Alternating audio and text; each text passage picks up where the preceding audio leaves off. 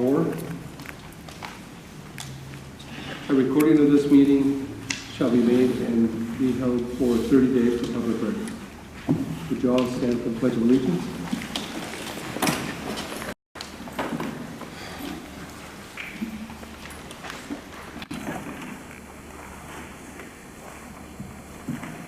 Roll call. I am here. Linda is here. Yolanda is here. Charles Robinson is here. Jim is here. And I guess our student board members are no longer with us. I'll entertain a motion for approving the agenda. So moved to approve the agenda. Motion by Brandt. Second. Second by Bender. All in favor? Aye. Aye.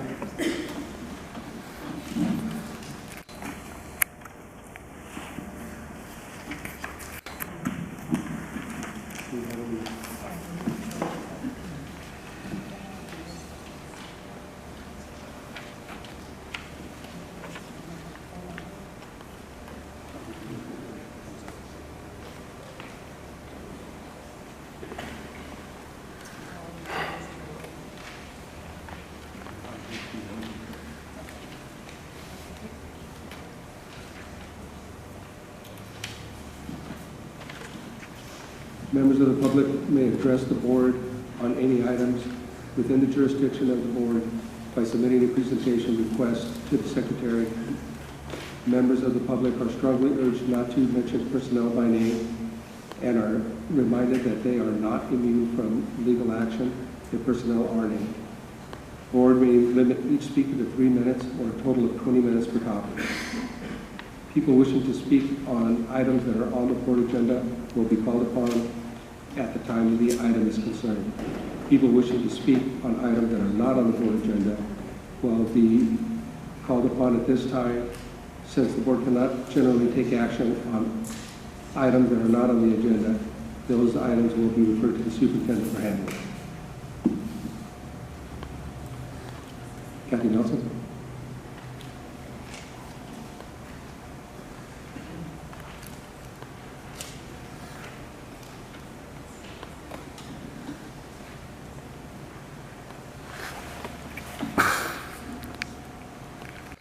Good evening. Firstly, my name is Kathy Nelson, and I just wanted to thank you very much for listening to me the last time and reinstating the retirement reception. That really makes a difference.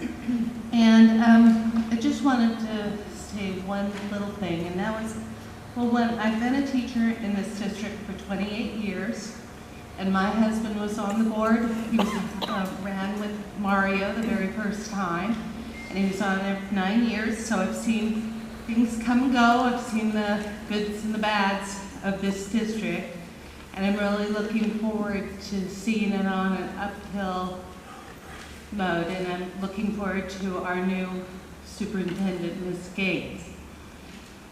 My request, that just looking over the board minutes, that I think that she should be able to choose her staff. And I'm asking, I mean, principals I think would be okay to approve, but I think she should be able to choose the people that she's going to be working with. That's all I have to say. Thank you. I agree.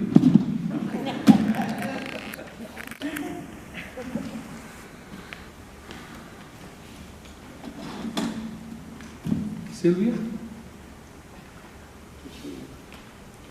Yes, Sylvia Brandts.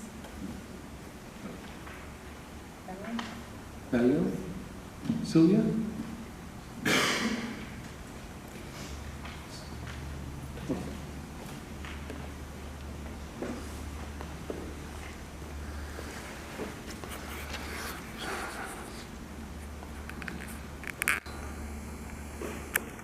My name is Silver Bellows. Okay. I'm a resident of Rosamond since 2005. And my question is, I've heard rumors since the last 4 or 5 years that, and only because I have 2 grandsons and a son that go into Rosamond High, that they've cut a lot of programs out. Then I come to find out the rumor said because we were short $2 million. So when I went to the Tom Lackey meeting the other day and I addressed this, he didn't know anything about it. He was surprised, but one of the board members mentioned to me that it's up to $5 million. And is this a rumor or is this a fact? It's a fact. Okay, my question is, what's being done about it? We've already made a lot of cuts. We did some cuts last year and this year. We're hoping to be on track with a reserve by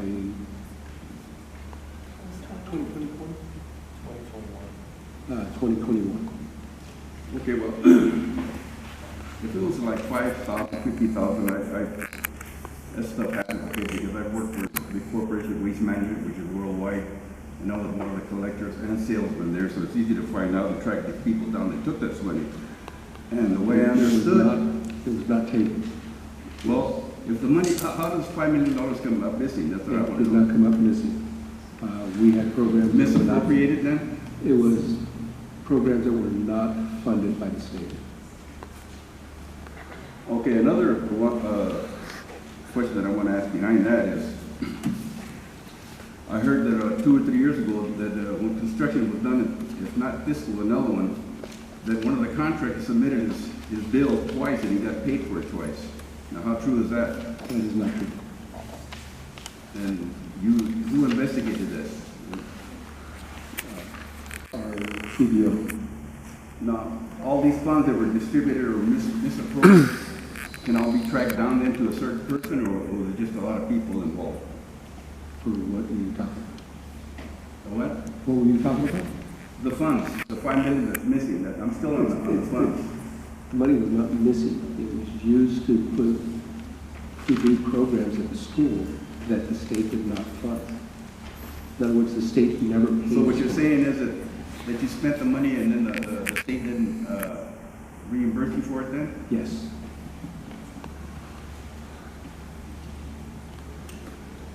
And that's been proven already?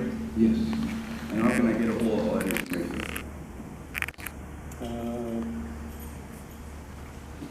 We'll put Can you I? in contact with the superintendent. The secretary? Superintendent. The superintendent. Okay, all right. Oh, one thing I want to know, did we ever get a new coach for Rosamond High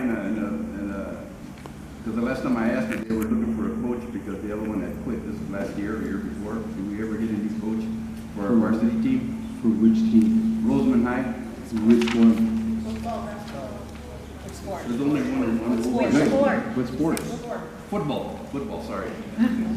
The only one that counts. Did we ever get a good coach? Did we replace him? I believe we have. We have a for summer right now. Yes, we did. So we have a winning record this coming year then? I sure hope When I so. say good coach, I'm talking about a coach that's going to put this team up on top, at least go to the championship league. That's what I'm talking about. We need you to recruit some 6'8", 280-pound It doesn't matter how big he is. I had small coaches that were. Are you applying for the job? Well, I asked at the time when I went there. I applied just to be a helper, and they said they would call me, and they never did. I played a lot of football in my years. I went to Hard High. We were the champions for 4 years in a row. Went to CIF 3 times, and I know a lot about football. And as far as I know, William Hard High is still kicking butt. Good coaching staff over there. And I just wanted to help, and nobody ever approached me, never called me. Twice I left my phone number, then my name at the high school board. Nothing ever happened. Thank you. Thank you.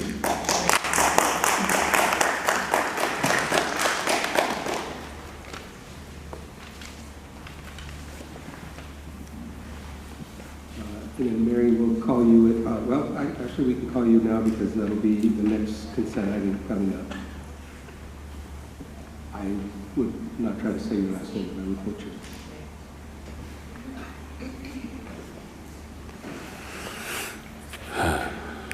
Alright, so I am here to talk about the front lines on the agenda today.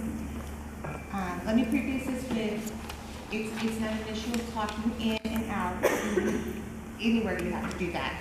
But myself, along with other classified employees, realized the need to track our hours, thus purchasing Frontline. However, we are now in year 2 of testing the system. The system has many flaws. Not clocking us in, not clocking us out, not accepting who we are, saying we need to talk to our supervisor, not properly posting the time to the timesheets and on. The system has not actually been implemented, so at this time it's not affecting our paychecks per se, it's just a way to track our hours. But the district is paying over $20,000 for this system with all of these flaws, whereas we have the layoffs, the cuts from the school's programs for lack of money. Why are we paying so much for a flawed system?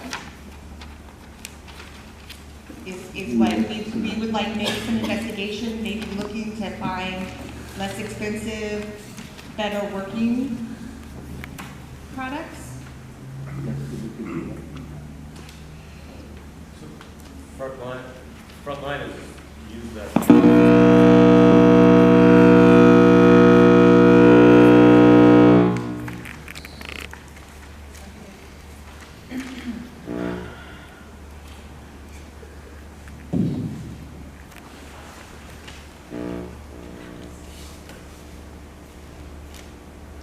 Is that the Frontline technology there? I tap my fingers a lot, maybe I did it.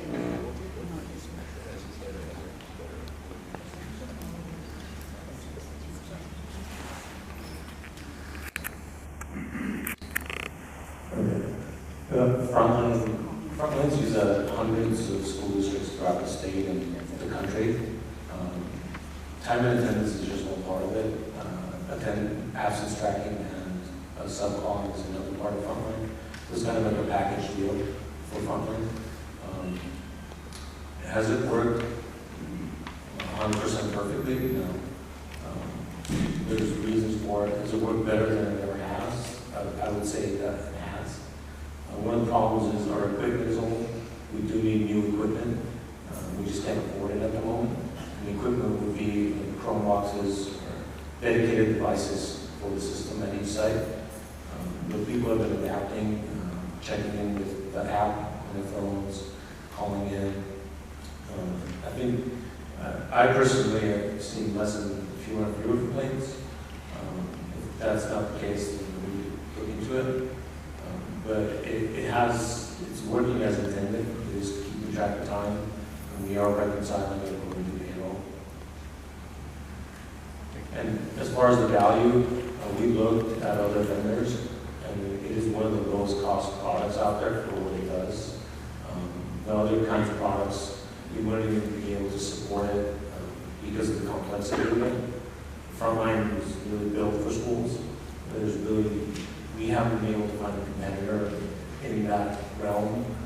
And Frontline, when there is a competitor, Frontline ends up buying them out. So they are kind of the only game in town, other than IBM does it.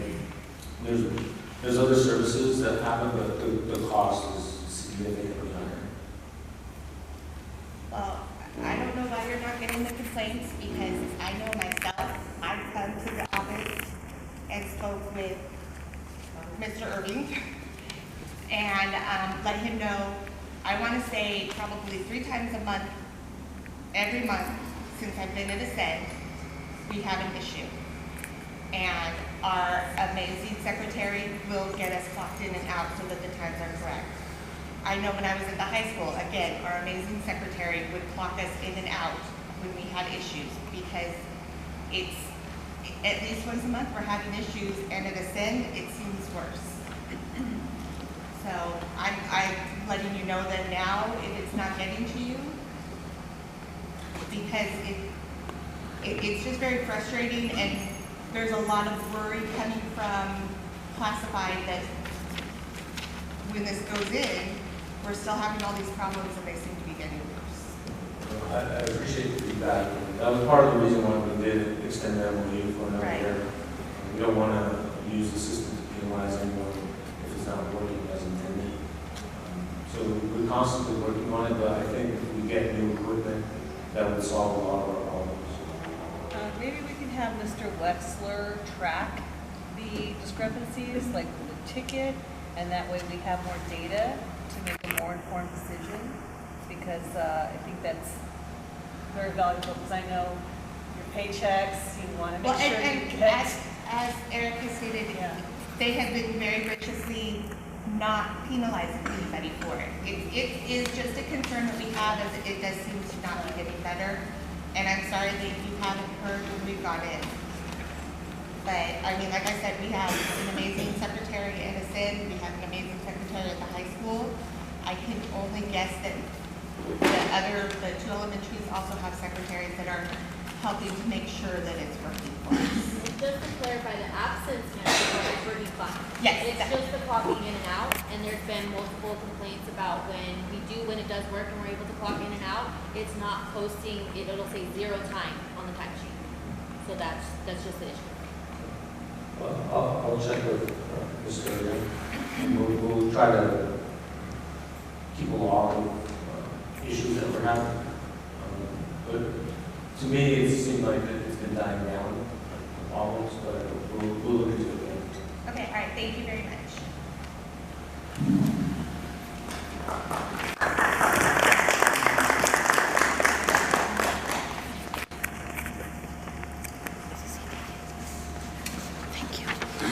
Are we approving this $10,000 tonight for this program? If not, we would not have a system for substitute calling and absence tracking. Can we give it a week or so till you do a little research on it? But at this point, to switch systems for next year would be impossible. We could go. I mean, I'm not we saying could start switch tracking. systems, but can you contact Frontline and say, hey, look, we're having this problem. We'd like to give you $10,000, but you got to fix it. Yeah, we do contact Frontline, and we did negotiate the price down this year too. But it's one of those things that everyone has a different schedule, so there's so many things that can go wrong. There's so many moving parts that it's impossible to have an error-free system. It's just one of those things that we need to get ahead of a problem before it occurs. It's never going to be perfect, but it's something that's been used. So Frontline is used at hundreds of thousands of schools. So if there's a problem that they see that we're having, there's going to be a solution to it. Okay. I think you said that our products are all running materials, so it's not running like it should.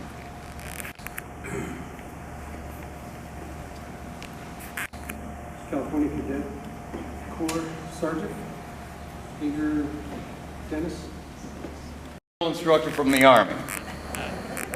My name is Command Sergeant Major Dennis Sirkin. I'm with the California Cadet Corps. Let me give you a real briefing on the California Cadet Corps.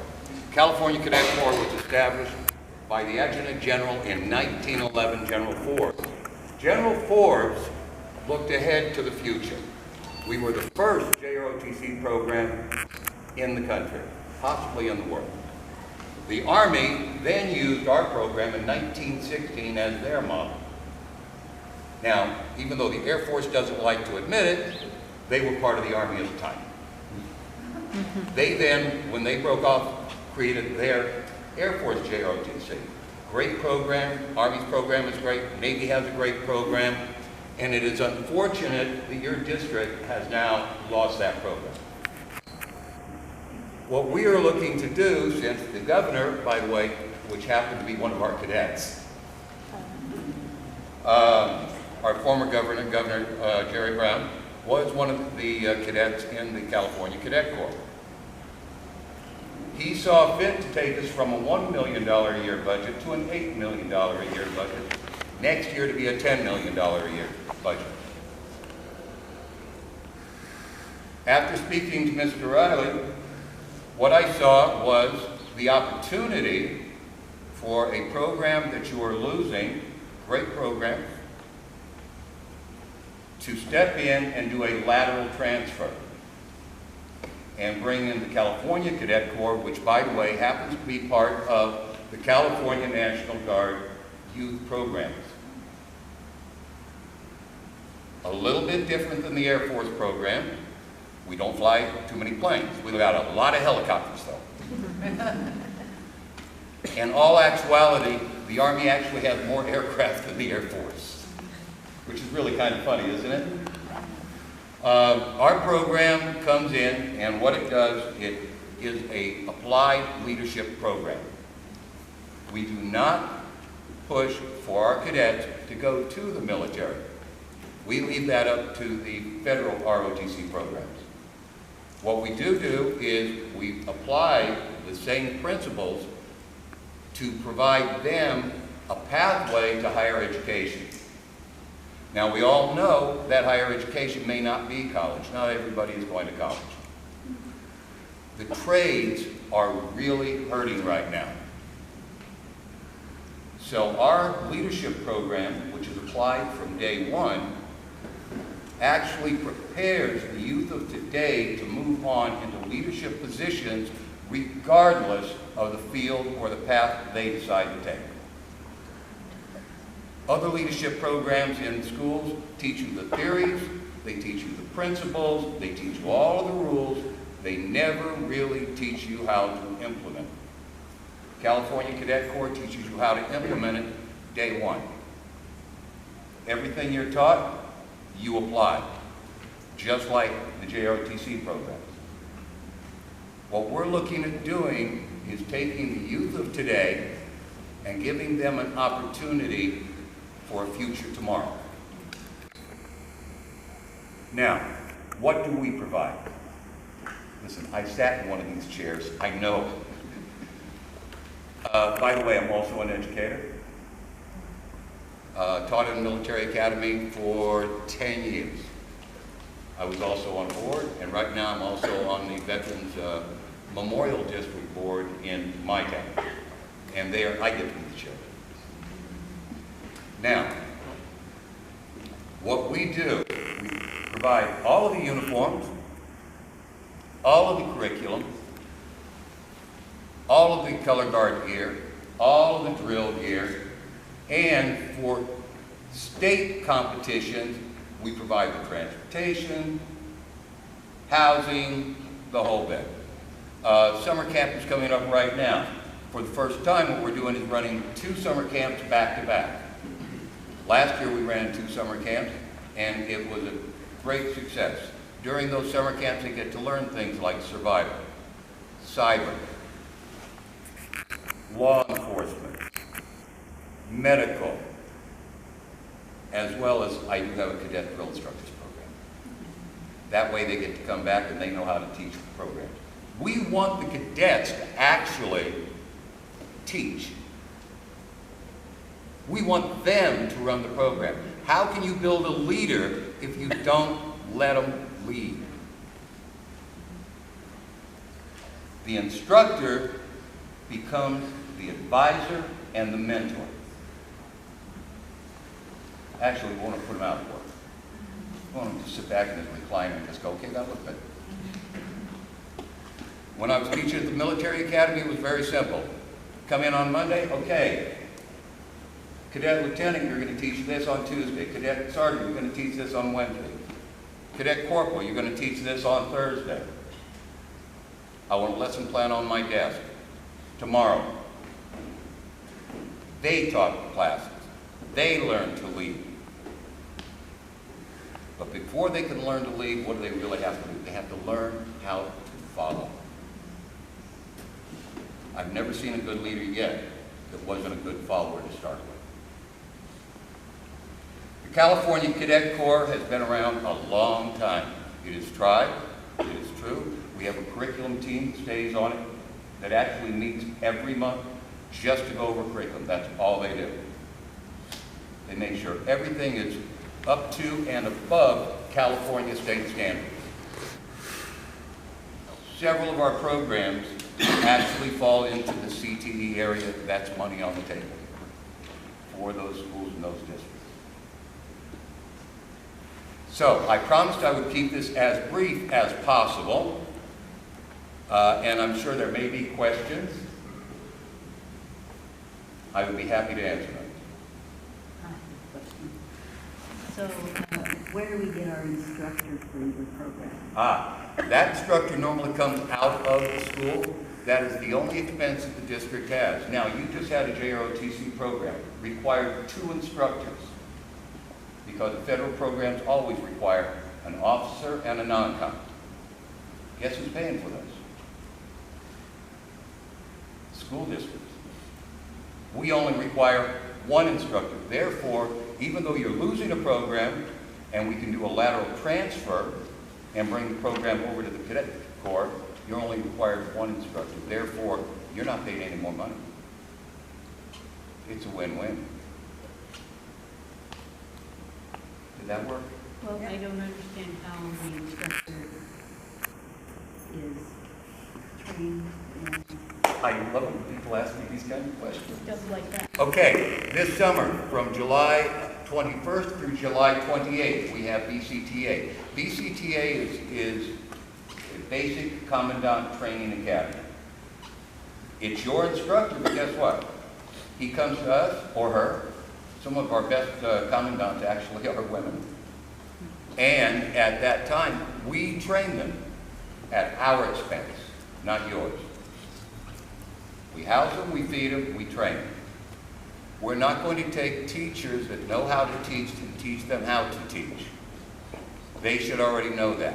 What we are going to do is teach them how to launch the program, how to access the curriculum, how to find the regulations that they need to follow.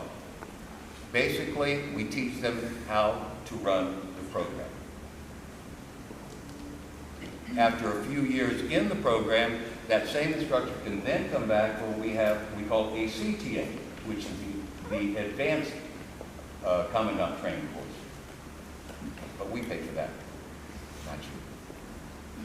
So, and if I might add to that, I actually have 2 people that are qualified to be the instructor that are interested in either position at the high school, and the one thing that Sergeant Major hasn't mentioned yet is that this program can also go down into the elementary and middle schools. So if there was an interest in setting one up at the middle school, I have 2 people, both local, that one already has their drill instructor CTE credential, and the other one's willing to go through the school to get his, to fill the positions.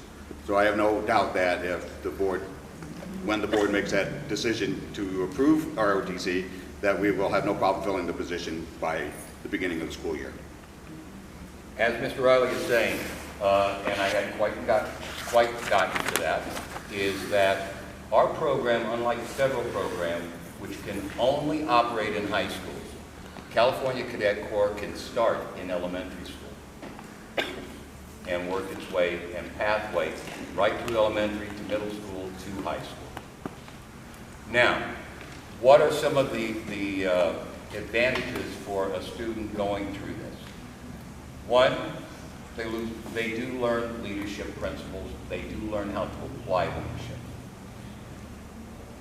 Not all of our students are going to be athletes. Not all of our students are going to be good in a lot of different areas, but now we're giving them another possibility, another opportunity to find a family within their educational system. Now, in elementary school, it works a little bit different because the teacher doesn't actually have to have a drill credential in elementary. Middle school and high school, they must. You take a instructor, you send them to BCTA. After they've completed BCTA, if they are prior service, they can then, if they don't already have a drill credential, can apply on what we call a tag letter. That goes up to the Adjutant General. The Adjutant General signs off on that. They get a drill credential.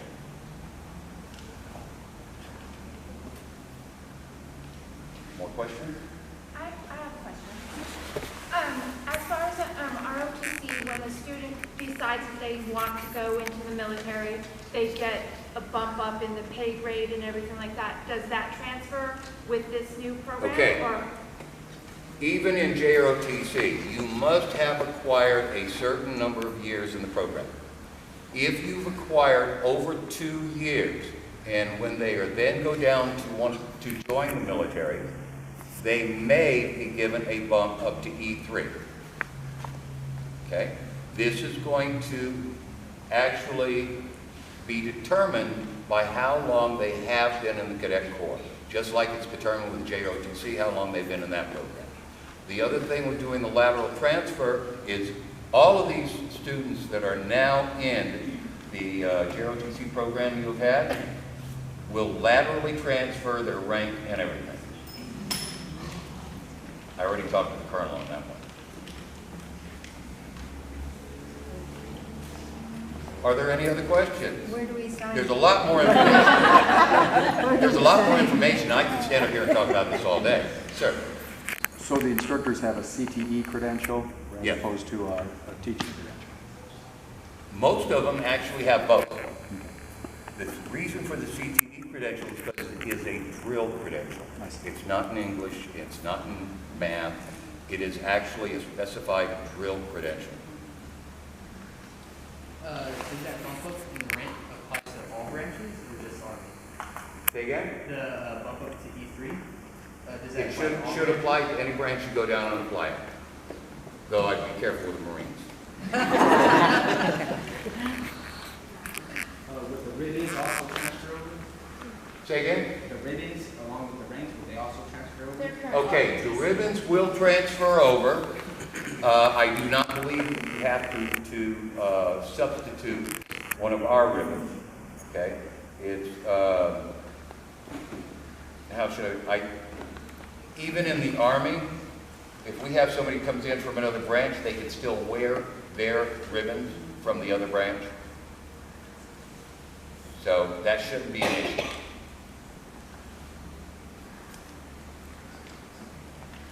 And also just to, I don't know if it was mentioned that this ROTC program also provides PE credits for the students in the ROTC that the Air Force ROTC. And in the high school level, we are A through G. We do follow the G. Yeah, I'm curious to hear more details about what the elementary program would be. Actually, I've actually brought in quite a few elementary schools. In fact, I think Banning was the first one that I brought in. Now their whole district is on board. All their elementary schools, all of their middle schools, and their high school. So what does the program involve for an elementary school? Now, elementary school is a whole different animal. Yeah, Okay, I've had this sub with elementaries, and I find that I like to turn everything into a game with them. Okay, mostly considered PE, but you'd be surprised how many games can be invented, so we shall, you know. I'd love to hear an example. Oh yeah, you know you can do like a simple Simon with marching. Okay. You know, you'd be surprised what you can come up with. The kids are thirsty for the knowledge. And once you get them started, and they get the t-shirts and the ball cap, and the uniform, you know, they really, really get into it. We actually have right now at West Point 3 of our cadets. We've got 2 in Annapolis right now, and we have our very first one going to the Coast Guard Academy after he graduates this year. Already been accepted. We have one of those 3 in West Point is graduating this month, so or next month, and has been with Cadet Corps since they were in middle school.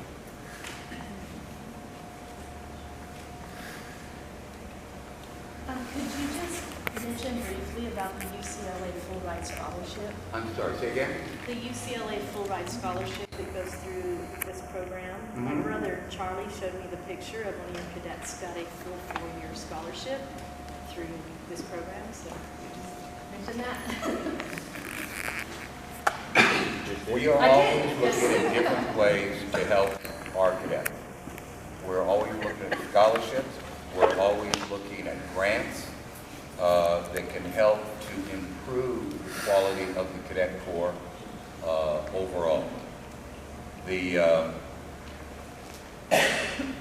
We've been growing fast, but that was only because the governor basically told us, okay, well, I'm going to give you all this money. I expect you to get the numbers back to where they used to be. Up until the late 60s, early 70s, we were over 20,000 strong cadets in this state. During Vietnam, the anti-military sentiment did not help us. And in 1972, we went co-ed. A lot of the boys didn't want to play with the girls. Now some of the best leaders we've got are the girls. In fact, our new 10th Corps commander, let me explain 10th Corps. 10th Corps is made up of cadets from all over the state that come together every month. They plan every major event we do. Not the adults, the cadets. Our drill competition, which this year was held in Los Alamitos. The IMAs, which is Individual Merit Award, I like to call it kind of the Cadet of the Year competition. Summer camp. Everything in summer camp is planned and run by the cadets. Most of the courses with cadets as assistants, but the whole summer camp was planned and put together and is implemented by the cadets. That's what we mean by applied leadership. Our job as adults is to advise them and mentor them. Their job to lead. So you say Governor Brown was previously cadet, and has he the one pledged the money? Is the new administration going to continue this pledge of money? How far out has that been proposed? As far At as this budgeting? point, it looks like it will go all the way through this administration at least. Okay. The budget has been cut, and there's actually supposed to be an increase this coming year, followed by another increase. But just like any organization or any group, they put these hoops up and they say, okay, you've got to jump through these hoops. So far, we've been jumping through them real well. So, 7 or 8 questions, but I'm going to limit it. The instructors, are they fully paid by the district or is it subsidized by the Corps? they are fully paid by the district. And Except, there is an exception. If they come to summer camp as an instructor, they're paid by us. during that? If they come to an event as one of the instructors or one of the advisors for that event, they're paid by us. If they get onto the state staff and they come to the drills once a month or anything special that the staff is doing, they are paid by us.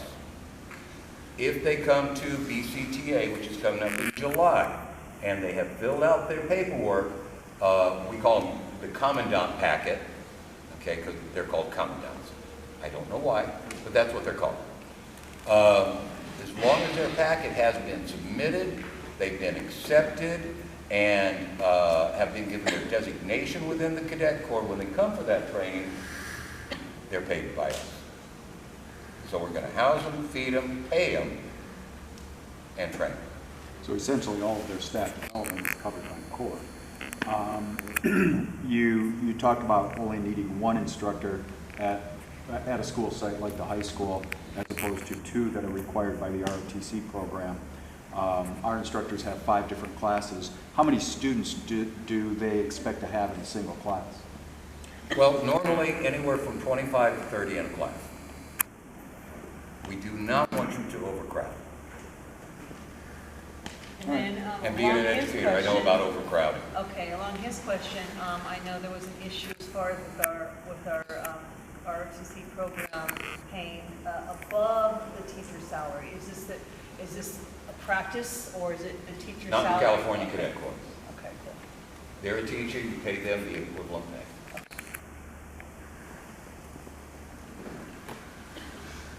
Any other questions? How well PT oriented is your program? I'm sorry, I can barely hear you, son. How well PT oriented is your program?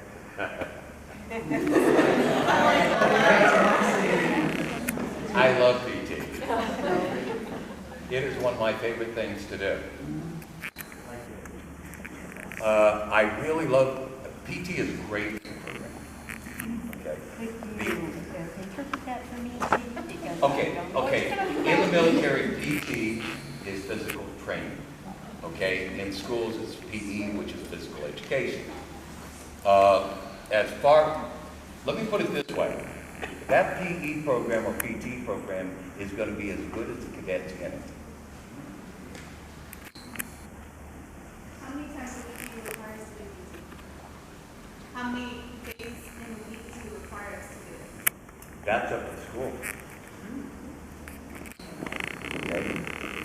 The other difference, if you have a federal program, ROTC, their curriculum is locked and granted.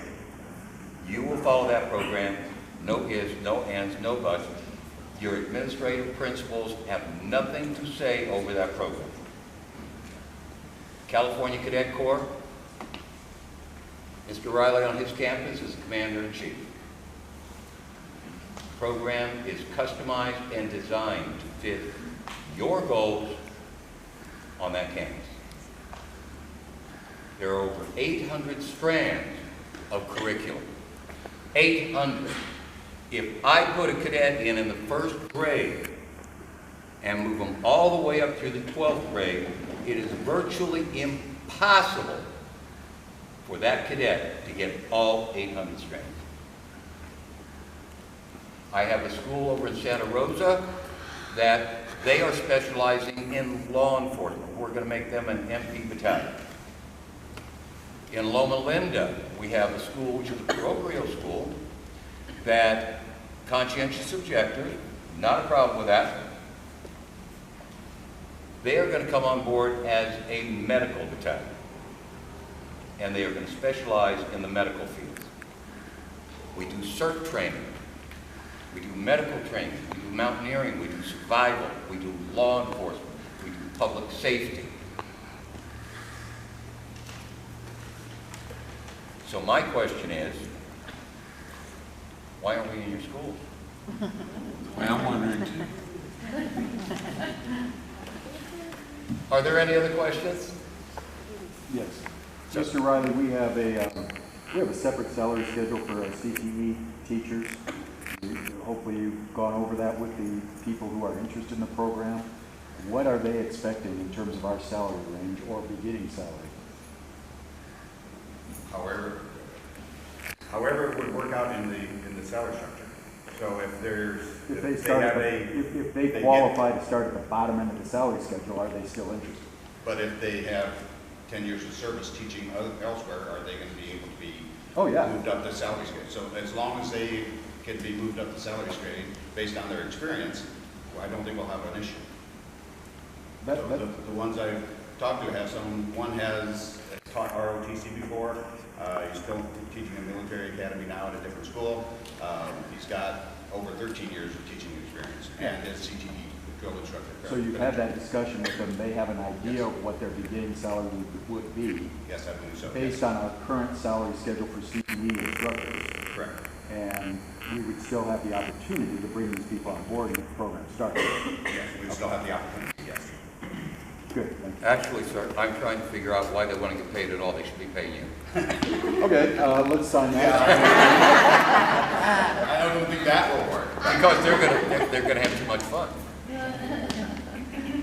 I know when I came on to the Cadet Corps years ago, I did 27 years active duty in the Army. I'm a Vietnam veteran, Grenada, and Desert Storm. So I've been around the block once or twice. When I found this program, when I started the academy in Central California, we did not start up with the Cadet Corps. I didn't even know it existed. I found the Cadet Corps, or it found me, and I started putting it and implementing it onto the campus. All of a sudden, we could offer things that we wouldn't have been able to offer otherwise. We could offer the summer camps. Now, how many of you have sent a kid to summer camp? Okay? 1,000, 1,500? Summer camp. You come to summer camp for a week, it's going to cost your parents $75. Come for 2 weeks, it's going to cost $150. We lose money on that deal. But it's because it's our program. We don't do it for us. We do it for them. And that's what the program's about. It's about them. How do we improve their future? Any other questions?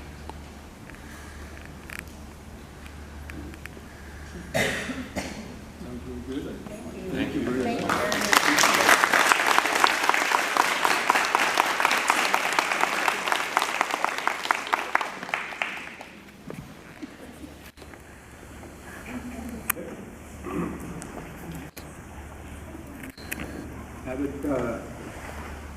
RHS instructor, Ron Deal.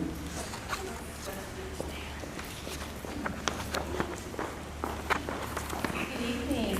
That was wonderful news, wasn't it? I like going to board meetings and hearing good things. I want to start with this quote because I thought this was good. It's from my editor. A journey of 1,000 miles starts with a single step, but taking that first step requires knowing where the heck you're trying to go. I'm a graduate of Rosamond High School. Mr. Bender and I attended about the same time frame. We used to sing like Elvis Presley. If you don't know that, he impressed me in this winter's history class. But I will tell you a little bit about my experience. When I went to Rosamond High School, I was voted most likely to succeed. I show the kids that in my yearbook. But there was nobody that ever pulled me aside and talked to me about what's your future, Rhonda? What are you going to do? Where are you going to go? How are you going to make it happen? And I do remember one time that Charlene Melchers was running the snack bar and she pulled out a book of careers and said, pick one so we can put it on your transcript. So I was one of those Rosamond High School graduates that left Rosamond High School totally lost, befuddled, and wondering where the heck do I go and what do I do? I ended up at ABC, but I couldn't pay to transfer on. My brother did his ROTC and ended up getting his degree, but I didn't. It took me until I was almost 40 years old to acquire my bachelor's degree. So when I did become a teacher back in 1995, one of my things I was always committed to was talking to even my 6th graders about what's your future. Where are you going? What are you doing? Don't let this little town stop you. Let's make something good happen. So when I was approached to be an AVID instructor 3 years ago, I think, 4 years ago now, it fit me because this is what AVID is. AVID is a program that's saying, hey, let's get these kids on the journey to where they want to go. Let's open doors. Let's open pathways for these children. I am proud to be part of RHS's program of AVID. This year, there's 2 classes and 2 teachers. We have about 65 students. We will double next year. We will represent 15% of our high school population will be in AVID. And I'm very proud of that. We've worked hard to get those numbers up. So tonight, I brought some of my special kids that I love dearly.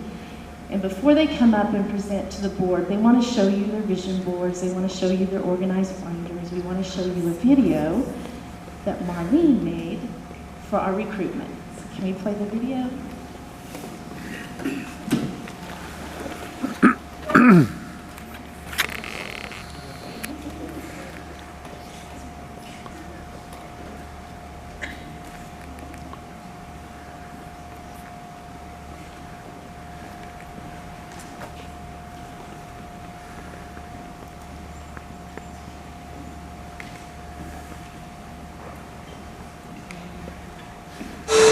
Josh, and I've been AVID tutor for about 2 years now. How is AVID beneficial to students?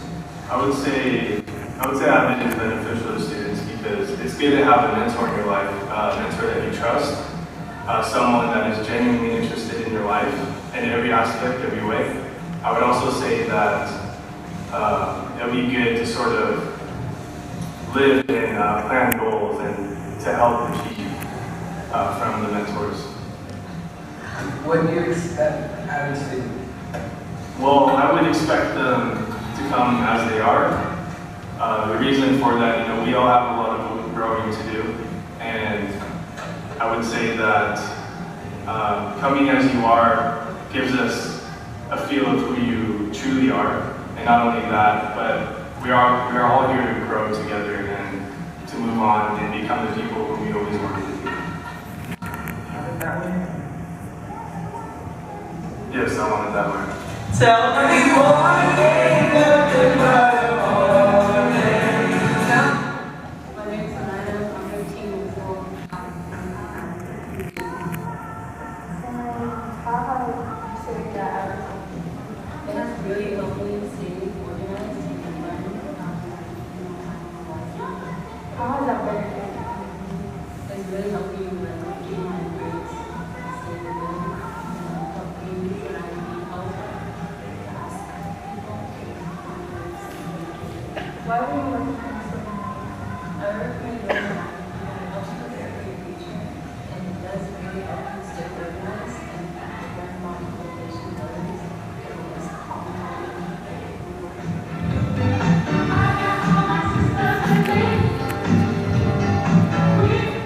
and every day I good job.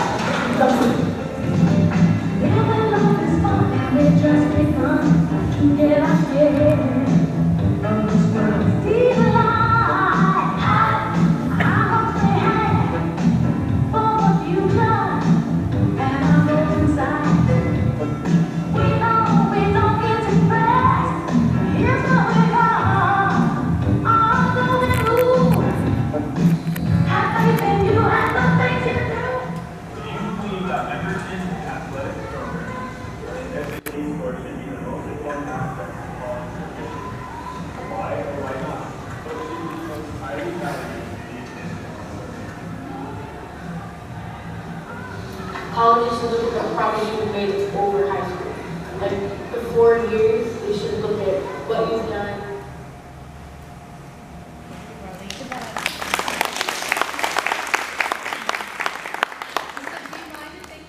No, go ahead and come on up, you guys. Can you give a hand to my Alex here?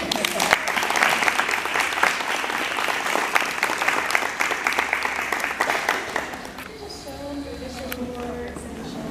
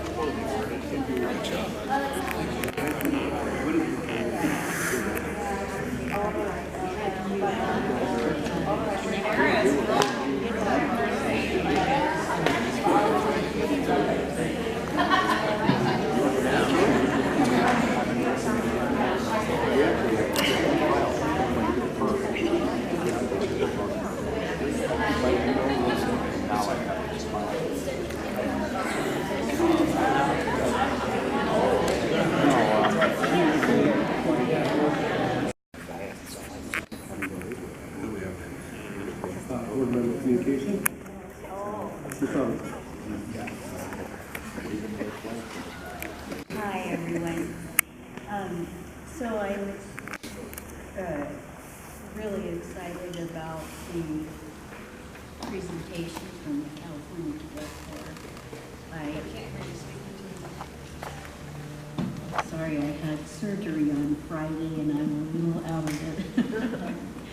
But I'm really excited about the presentation for the California Cadet Corps to meet the needs of the 150 students that we had just out there. And I'd really like to hear some feedback from the students. So if we could figure out a way. What? They're all out there talking Oh, right. But I mean, some written communication. I'd like to hear what their thoughts and, you know. So anyway, that's all I'm going to say because I'm kind of. I want to thank everybody. I lost my voice too, but I'm still managing to yell and talk. So I always want to say something. I want to thank everybody for coming. I'm looking forward to it. I'm ready to vote on it. It sounded super. I really thought it was a great thing when we heard about it a few weeks ago. And can't wait to see them in our campus, in our middle schools. I don't know if we get down to elementaries, but it'd be pretty cool to see them kids running around in them little uniforms. So yeah, I can't wait to get it going. Thanks everybody for coming, and I'm telling you, we're going to get things rolling. Things are going to be look better. Next year is going to be a lot better, David. I'm ready for it.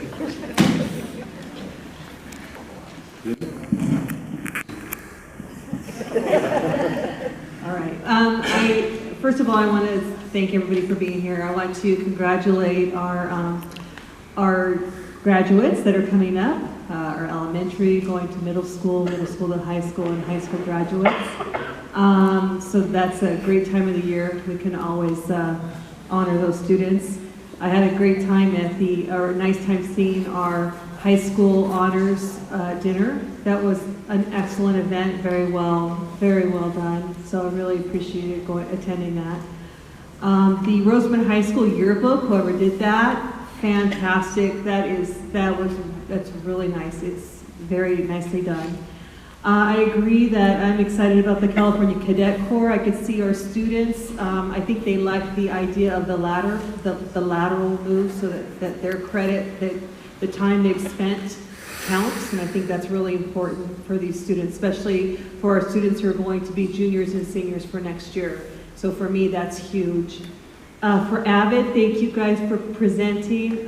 That's the highlight of my night. Thank you so much. I'm very familiar with the AVID program, and I think my favorite part of AVID, as far as an educator, I think it's very valuable. Usually, I'm not sure if it runs the same here, but 2 days a week you have your AVID tutors that answer the questions that most of the group have, right? You go into groups. And when you have some really good AVID tutors, that can be very powerful because they help the students really solve their problems, right? You guys do, but they help facilitate that. And I think that is really a valuable program. Oh, and then I would like to see for the cadet program, if we do this, I would like to see the elementary maybe even go visit the one in, where did I say? Anyway, where they do have a successful program, and go see it in action, because it is, I can imagine at elementary, trying to figure out scheduling and things, minutes and things like that would be an obstacle. So I think before we do elementary, we have to definitely see a program in place. And then I think, and then as far as the front line goes, I would like to see some data on the frequency of the problems, but I do know for the subsystem it is a valuable system. And I do know that doing that timekeeping paper, I've had hundreds of timesheets across my desk where I have to actually do a signature of every single one 2 times a month. So I see the value in the system. It may seem like a pain, and maybe we can, again, try to make sure we have data so we can report to the company, but it sure beats the old-fashioned way, I'll tell you that. But anyway, thank you for bringing your concerns, because it is important that we have the best system we can and make sure we're on top of that. So again, thank you for being here, and look forward to Superintendent Gaines soon, and thank you very much. Thank you all for coming, and I'm also excited about the California Cadet Corps. I would really like to see it at the middle school as well, to start there. And also thank you for the students. They look like they're going to be our leaders as well. And we're all excited, and thank you, Rhonda. They did a perfect job, good job, and I'm really excited about it. They're very, very well. Thank you about that. And I'm also excited about the promotions and the graduations coming up. Looking forward to that, because I like to see the kids get really excited about completing something and graduating and so on. Thank you. I want to thank everybody for coming tonight, and the attitudes. That is amazing. It is so neat to be able to see a program that was implemented that actually works, and you guys are our future leaders. And you're the ones going to be up here telling kids what to do, all that. And I commend you for what you're doing. You're doing great. And thank you, teachers that do this kind of work and bring our future leaders to this level. And this is my favorite time of year, because I get to see all the promotions, the kids coming up from the elementary school to the junior high, and then junior high to high school, and all the kids walking across the stage at the high school makes what I've done here worthwhile. So, thank you.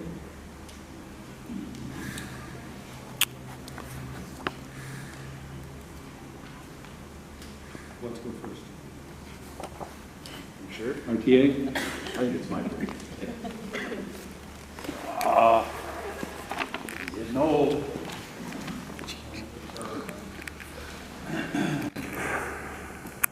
so, I obviously have a presentation tonight that I want to bring to the board, and it starts out saying I continue to search for opportunities to bring good news to the board. And I want to thank Mrs. Brandts for reminding me of something that I totally forgotten about. You mentioned the honors dinner at the high school. Part of that, I believe, included the awards of the RTA scholarship. Maybe it did, maybe it didn't. I had reported to the board previously that RTA, again, allocated $5,000 this year for scholarships to our graduating seniors. I wanted to report who those awards went to. Courtney Jones had a scholarship of $1,500. Cassandra Starkey, a scholarship of $1,500. Holly Hargrave, $1,000. And Jay Jackson, $1,000. And RTA is thrilled to be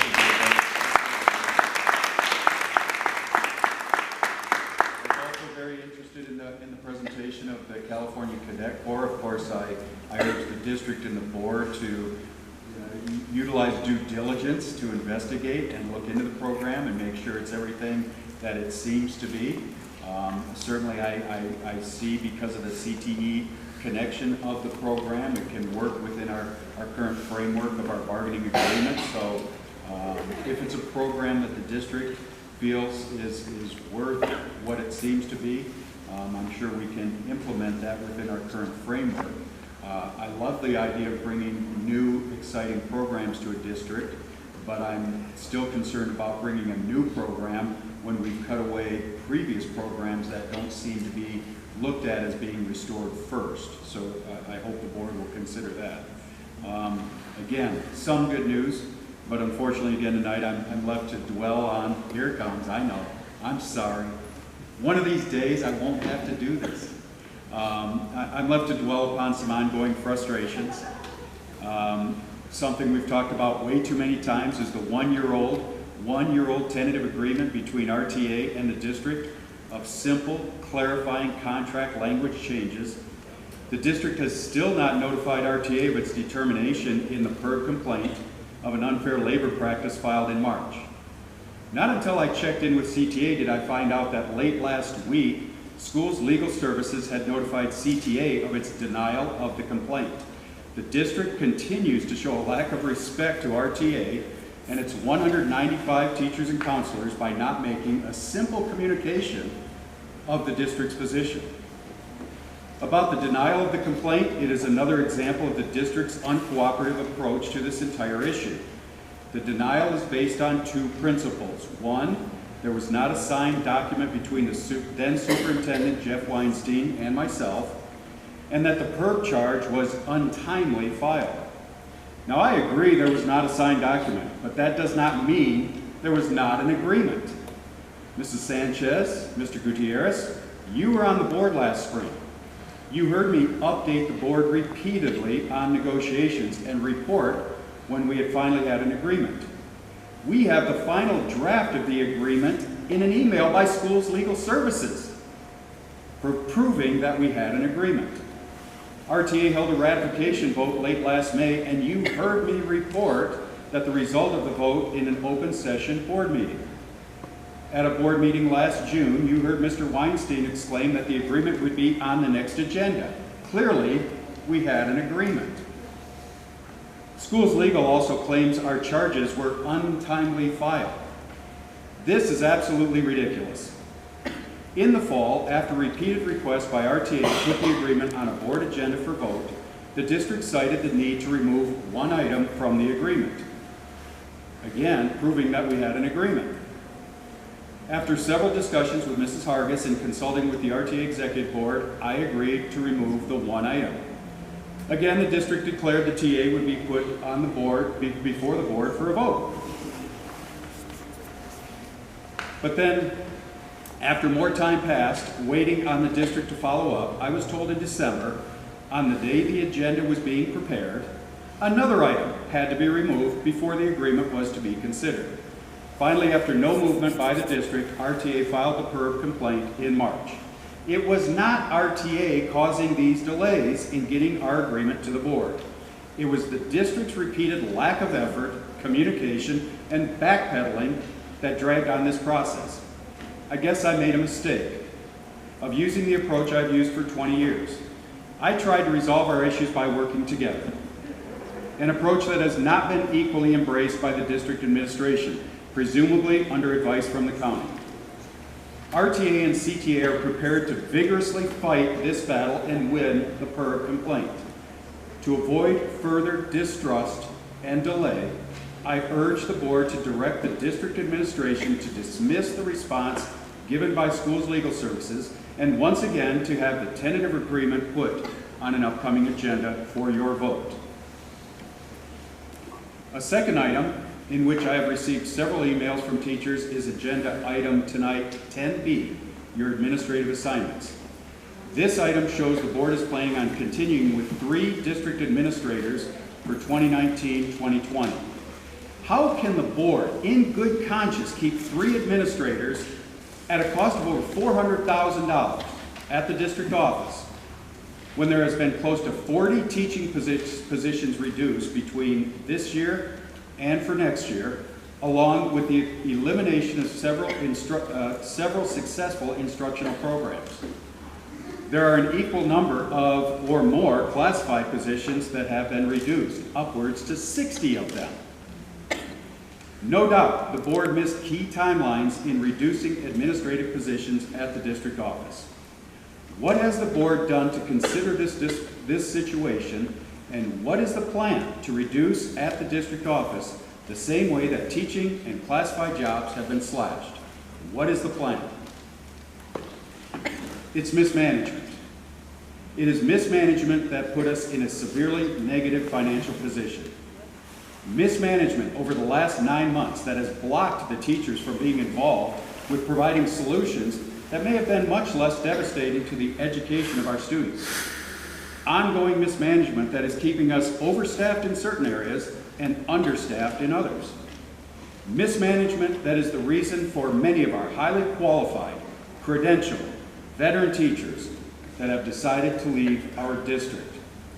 Teachers like Carolyn Kendall, Janan Carlson, Melinda Taylor, Christine Kellingmark, Larry Tanksley, Krista Reeder, Wayne Taylor, Kristen Eviltoft, Felipe Saavedra, Valerie Andrews, and Terry Ojeda all have resigned. I've also been told of 3 others whose resignation will be on upcoming agendas. Now, not all of these are because of the problems in the district, but many of them are. There are also a few other resignations I did not include on my list. These resignations will have a lasting effect on our district over the next few years. We will overcome them, but this is the hand we've been dealt. So all of these are problems of the past. Nothing we can do about it now. One or two of those still can be fixed. Mrs. Gaines, I look forward to working with you and the board in the upcoming months to get us back on the right track and to set a course that takes us beyond anything we have achieved. And thank you again, board, for putting up with my constant rants. Soon, we'll have something better to talk about. Thank you.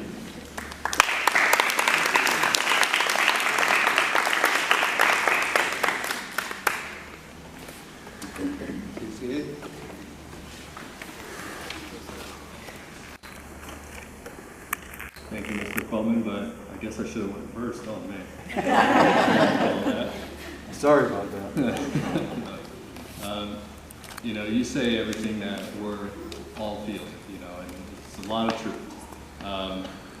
The district has been, you know, kind of dragging their feet, getting our negotiations finalized. We just got our MOU regarding the RIFs that have been taking place. And we had our last negotiation meeting the 1st of May, and it just took till today to get that paperwork. We've had to postpone 2 of our union meetings that we're going to be voting on. So now we're really pushing it. We don't want to bring people in over their summer vacation to vote on something. So we hopefully we'll get our voting done, but now we have to do our contract negotiations. And that is probably going to have to happen over the summer, where we have CSCA e-board members that are not working over the summer, so they'll just have to take time out of their vacation to come in and help us get our contract negotiations going. It's a little bit of a shame, but we all have to do what we got to do. And we've all been, you know, hoping that there's also cuts along within the district office, because, you know, we've all been taking, we've all been taking the blunt of the cuts and trying to get us back on track. And we've been here coming up with ideas, trying to help out, doing the best that we can on our end. But it always seems like district office doesn't seem to be doing, you know, stuff on their end to be helping out. And then some of our, you know, ideas, they're, you know, hey, that sounds great, then it never happens. Or next year, hopefully the communication does become a little stronger, and that our ideas get listened to, and we can all work as a team, as one unified school district. Thank you. Thank you.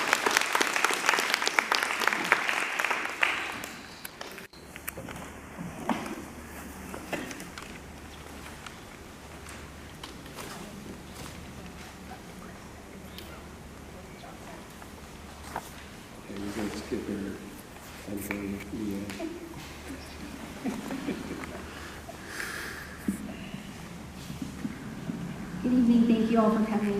That was a great presentation by our avid students. I'm also very excited about the California Cadet Corps. Next week is going to be a busy week, and we start off our graduation week tomorrow with Alt Ed. That'll be at 6 o'clock at Rosamond High School. Then we'll have our elementaries as well as our middle school. That'll be Wednesday. High school will be on Tuesday. And then on Monday, we're going to be having our cake reception for our retirees. Mrs. Pauline Beecher from Rosamond Elementary, 2nd grade, Mrs. Laurie Horton, reading intervention from West Park, and Mrs. Beth Robinson from Abraham Lincoln. So we're going to hold that at the district office at 2:30, so we hope that you'll all be able to stop by and wish them well. Thank you.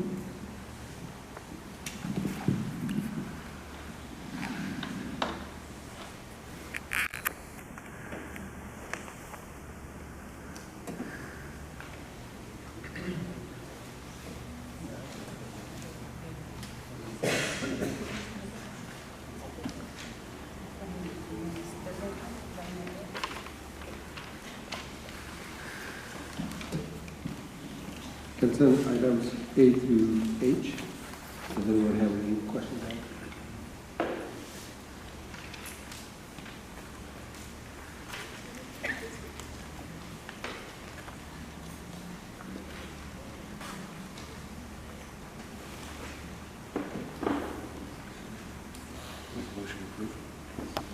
Motion by Mr. Bender, seconded by all in favor? Aye. 5 ayes. General review of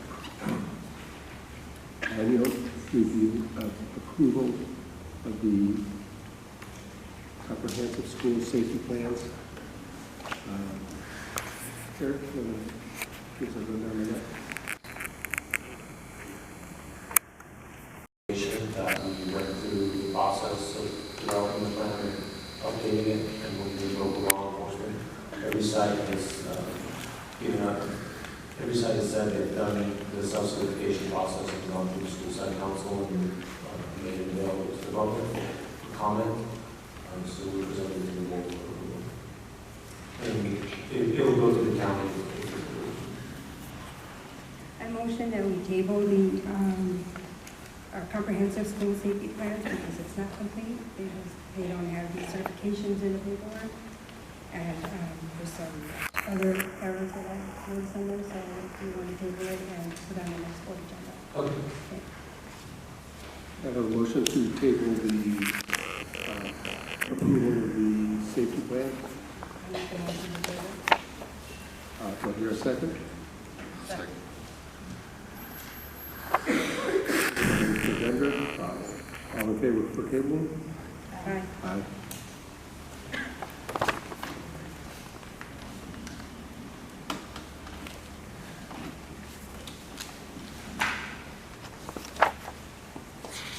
(2019-2020) proposal for 12th grade attendance requirements. Ms. Hargis?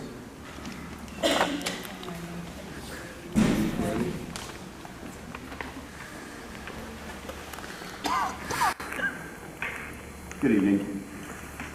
So what in front of you is I am proposing to the board that at the high school we adopt a attendance policy for our seniors. Our data has shown that our senior class is our worst when it comes to attendance. It is the lowest out of all our grade levels.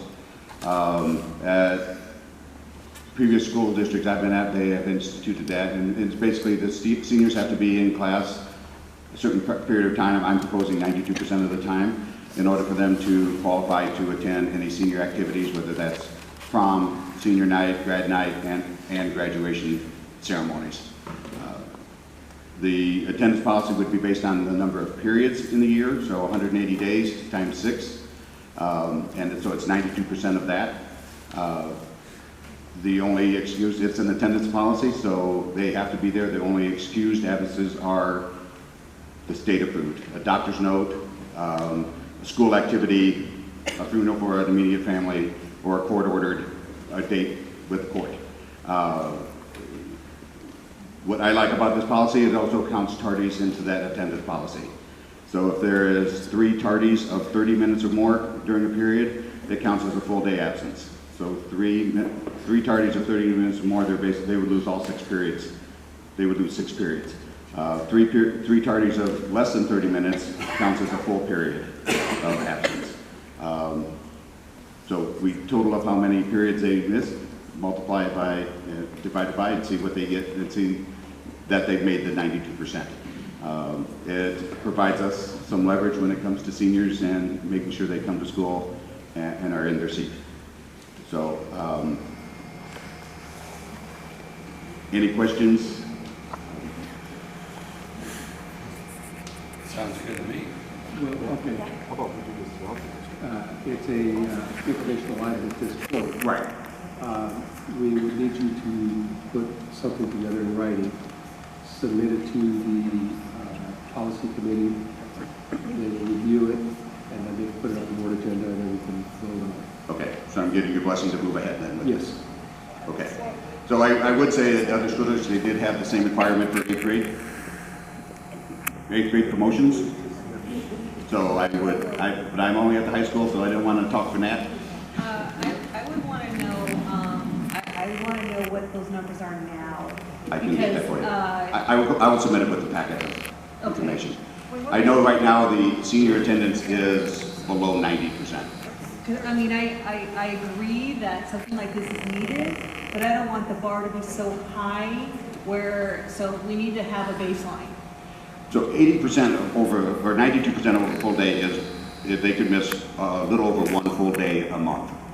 It's a total of 14 days a year. But then I know another concern is proper attendance being taken. I know I was at the site, and there was one period where there was so many teachers that didn't even submit their attendance for that period. Understood. So then if it's not correctly done, then those students may be penalized. Understood. So yes, a baseline for me would be great. Okay. And I can compare that, but that is kind of my thinking behind that is this year, specifically this year, was much worse than in previous years, but our senior class has historically been low, and just looking for a way to be able to entice them to come to school on a regular basis and be on time. Have you, did you approach this with your school site council? Yes, and also with my leadership team. And have students been involved in this process? Just the ones on the school site council. And no issues at all. And they were in attendance for that meeting? They were in attendance at the meeting that you had? The students were? Yes. Okay. And they were both seniors that are on my school site council this year. So I would even say maybe even your student body. I mean, that would be probably good also for them to give input, just so that we get their perspective, not just from 2 students, but I would say the representative. Okay. No, that's, okay, I can work on that. I kind of would like to see the new principal come in and probably have some sort of that. I would fully agree with that. Yes, I think that maybe she might have an input. I just think that we try to get our kids to school anyway, and they do get penalized if they're like 30 minutes over or 30 minutes less than that. And I just can't see that happening level. So for them to get, I mean, like, what's the consequences? I know they can't go to the dance or whatever, but I don't know, And there could be like Saturday makeup days. Yes. I mean, there's things that can be put in place, absolutely. Yeah, there are Saturday schools that would help. That could help in that. That's help me mediate that. We could build into that if they attend Saturday school, it can help offset. We can build that into that. And of course, that's not in this proposal, but again, and working with the new principal, I have no problems with that. Are you saying that your seniors are the worst? Our seniors are the worst class. Okay, so were they? For attendance, they were the worst class this year. Put a baseline proposal together, and we can play with what we have, and put our input in the policy committee, and once they look it over, it will just go back to you and to fine tune it. Okay. And then, but yeah, it sounds like an idea that get started. Okay. Great job. Okay. Good job. Thank you very much.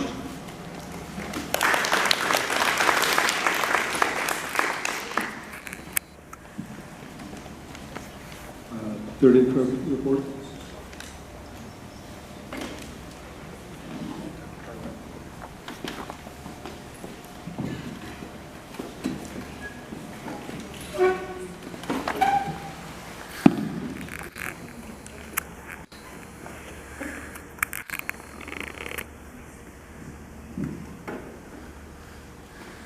So third interim report is required for school districts that are negatively qualified or negative certified, which we are. So it shows what's actually occurred from the start of the school year till the end of April. This is the ed code that refers to the interim reporting. So this just says that third interim is a report that's required if you're negatively certified. This is the budget reporting cycle. As you can see, we're at the third interim section. That's kind of coincides with the governor's May revise of the budget. So right before June, when we bring next year's budget and LCAP for adoption and public comment. So what's actually happened this year? So the first column, you'll notice what the money was spent on. Those are general categories where it's kind of a catch-all. All certificated salaries, all classified, all benefit costs. Benefits include pensions and health and welfare and payroll taxes. Supplies, operating expenditures, equipment, and the total. Last year, 17-18 versus this year, the year-over-year change is the difference between what we spent this year versus 17-18. And the last column is that change displayed as a percentage. So the bottom line total, we've spent 9% less this year than we did the prior year, which in dollar figures, that's $3.1 million less in spending.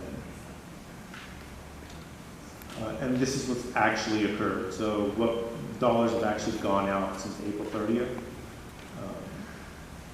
3.1 million is the reduced spending.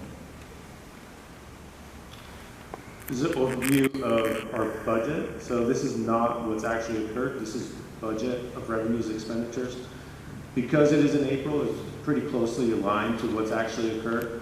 And a budget is always an estimate, so we won't know what actually, how the year ended until we do actual ending report. So our revenues, second interim versus third interim. Second interim is what our budget looked like at the end of January. Third interim, of course, is at the end of April. So the difference is $709,000 in extra revenue. That had to do with an increase in ADA, a 1488 increase over last year. Our expenditures are a little lower than what we had during the first interim or second interim, $25,000. And that should go down as the year closes out. We have a lot of encumbrances that are part of that. And as we don't spend encumbrances, we can return those funds to the budget and reduce the budget. Other transfers out, that's money that we had to transfer to the construction fund to pay for the completion of this construction project. That's $1.7 million was the final cost of that project. 16,000 more than we anticipated, or almost 17,000. So the way things stand now for the budget, we may end the year with an operating surplus of $14,000, even after the $1.7 million that went towards the completion of the project. This is a combination of restricted and unrestricted. So there's two categories of funds in general fund. Unrestricted is we're free to use those monies as we please. Restricted, there is ways we have to spend that money, and for example, special ed. So this is a combination of both of those. Other transfers out was the construction project, and that's it for the year. That will not change. And the surplus of 14,000 is projected. So when we close the books, that may or not be reality. Multi-year projections. Multi-year projections is what's used to do our certification. The columns you'll see, again, revenues, expenditures, other transfers out. That other transfers out, the first column for 18-19 should include the 1.7 million. I didn't include that. But the bottom line is correct. 1920 and 2021. So 1920 would be next fiscal year. 2021 is the preceding fiscal year. So 2 years out. Statutory limit, statutory requirement for reserves is 1.2 million. So that's 3% of all of your expenditures.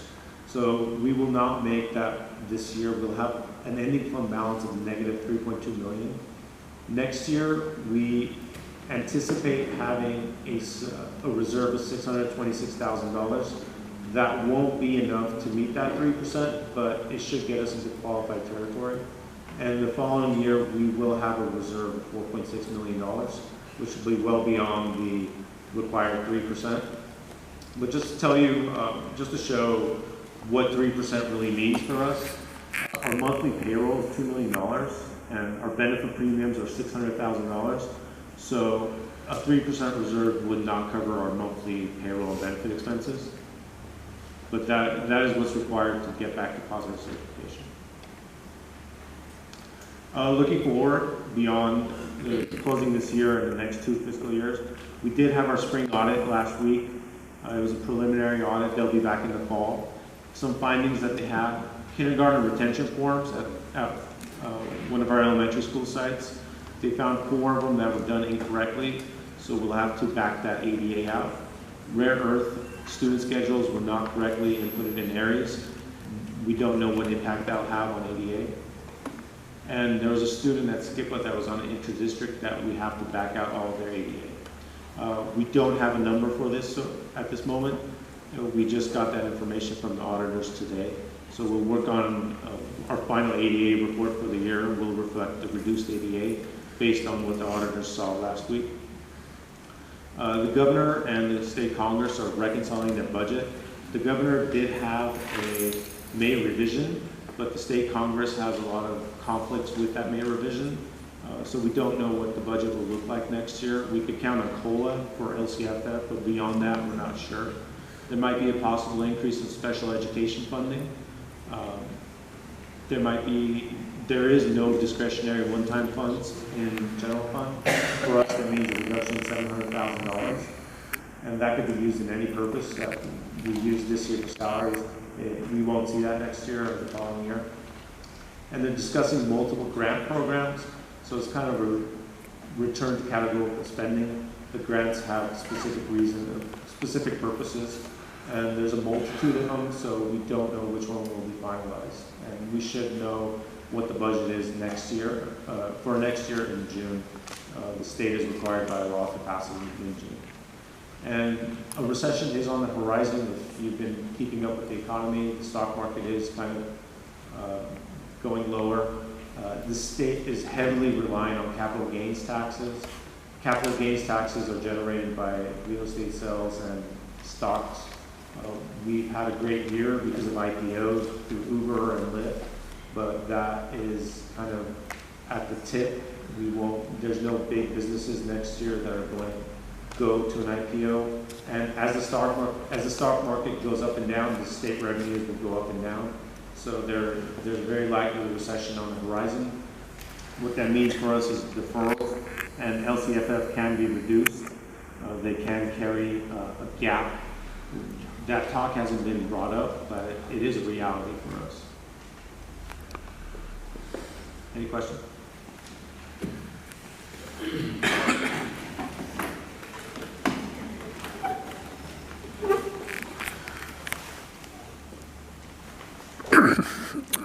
Is Kern County satisfied with the progress?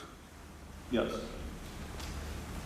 They review these reports prior to bringing them to the board.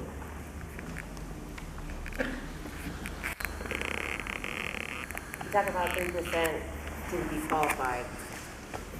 If you don't have the 3% every time, you're disqualified and don't get your certification?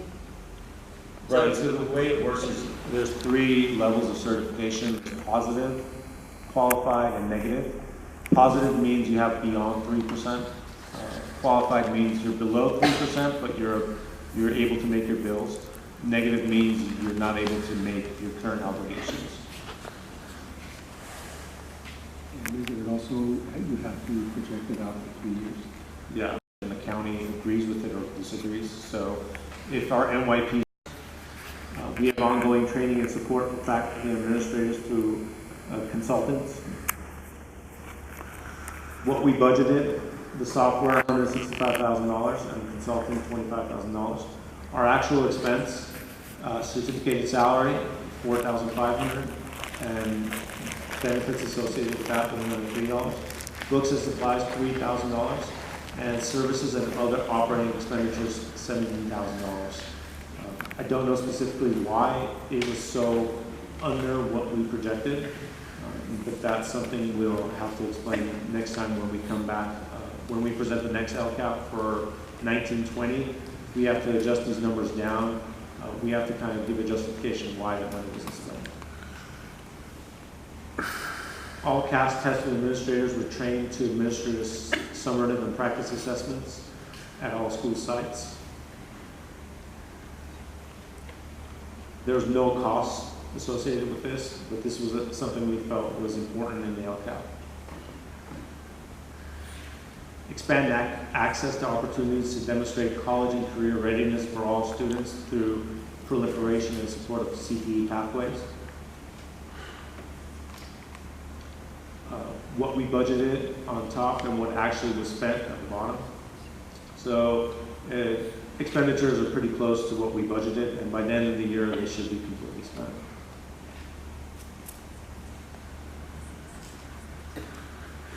Extend learning opportunities principally directed towards unduplicated students. Continue to have after-school programs at RES and West Park that focus on math and ELA. What was budgeted on top, actual at the bottom. So this includes ACES grant funding. ACES is a program funded by the state to offer after-school programs.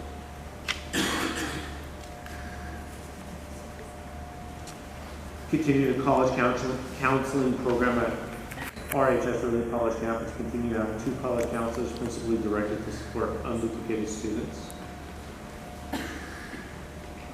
Budget and actual. So by the end of the year, this should be all spent.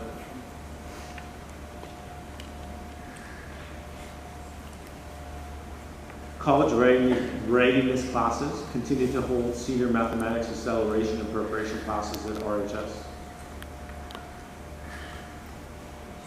What was budgeted versus what is it been spent?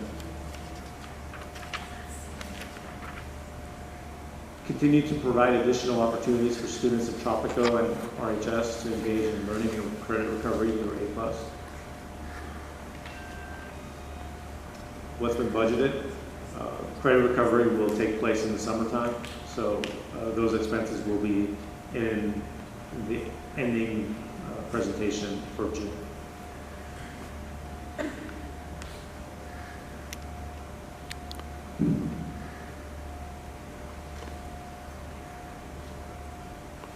The continued support of the AVID program.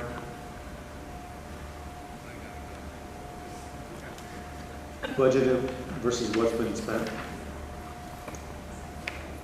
And teacher salaries that reflects a percentage of the teacher's time that was spent on AVID.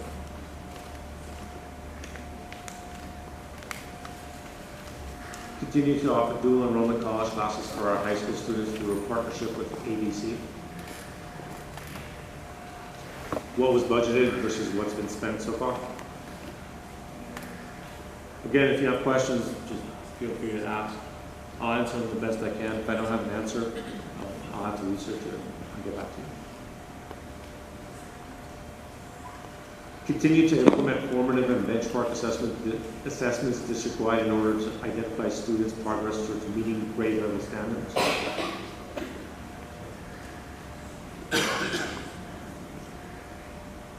Professional development from Renaissance Learning versus what's been spent. So that's a little above what we budgeted.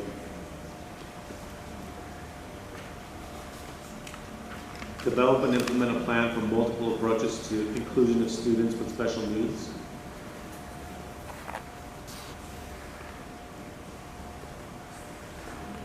Budget versus expense. So that was considerably higher.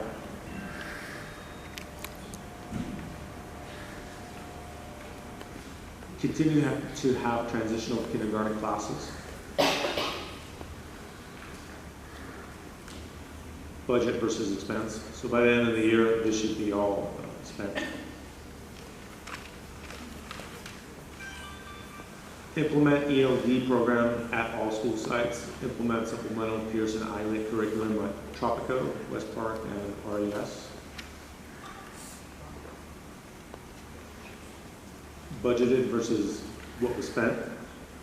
So only supplies were spent. Only supplies were spent on this. There's no salaries. Provide one paraeducator for each grade level at RES West Park. Budgeted versus expense.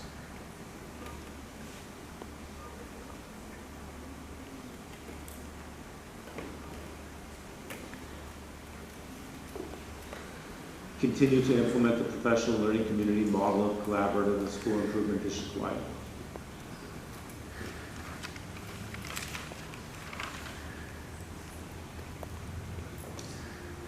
This should be fully spent by the end of the year. Continue the teacher induction program. Budget versus expense. This will be spent by the end of the year.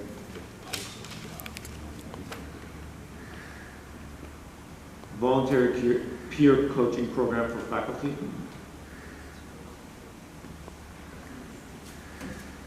There's no cost to this.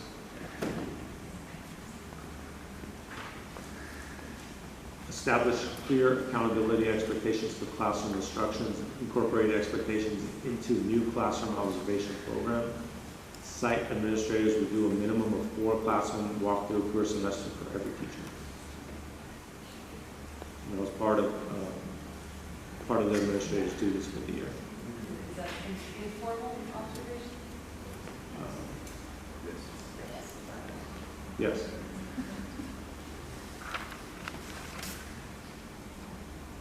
SKUSD will continue to offer additional professional development to faculty to meet the unique needs of our unduplicated students. Budgeted versus expense.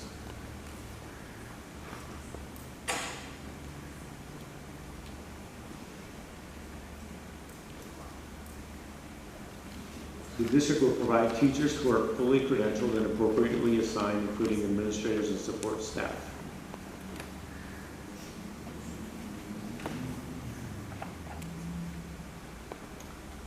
$1,500 for job fairs was budgeted. We did not attend any job fairs this year. Laptop refresh that is principally directed towards unduplicated students to ensure they have access to technology for academic success. 60 student laptops, 10 teacher laptops, 100 laptop chargers, and 200 laptop cases. 30,000 is budgeted, 21 was spent. Provide unduplicated students with safe, secure, and reliable access to additional learning opportunities. This includes maintaining the following technologies: email filter, internet filter, firewall, Google Suite monitoring software, classroom management software, network monitoring software, and antivirus software. What was budgeted versus what was spent.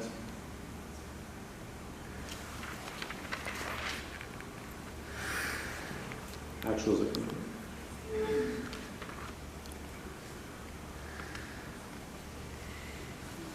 Update wireless network infrastructure to ensure reliability. This includes purchasing a new wireless network controller, upgrade 80 wireless access points, and upgrade 12 network switches.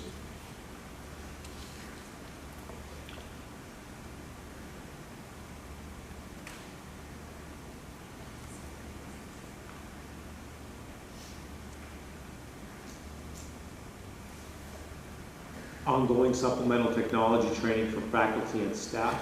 This includes training in area student information systems, Google Suite, Classroom, AV systems, that's audio-visual, digital citizenship, digital curriculum, and a variety of digital learning applications.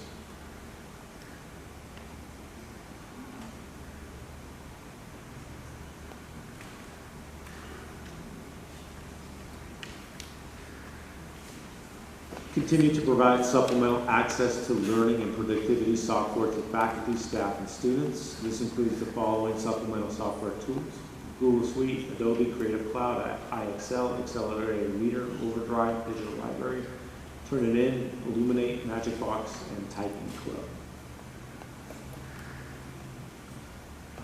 That's the budget for all the software and what was actually spent.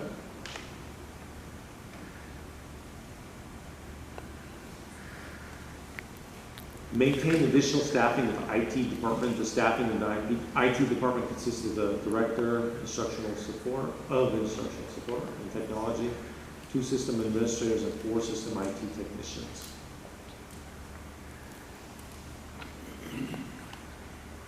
So by the end of the year, this should all be spent.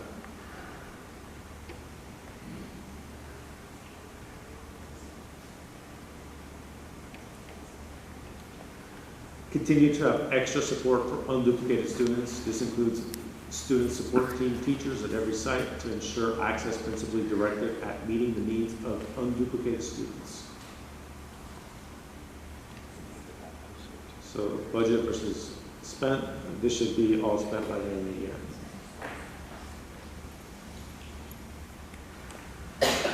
Continue to support Ascend Academy. Ascend Academy focuses on providing academic and social emotional support to students with significant behavioral and emotional issues. What was budgeted?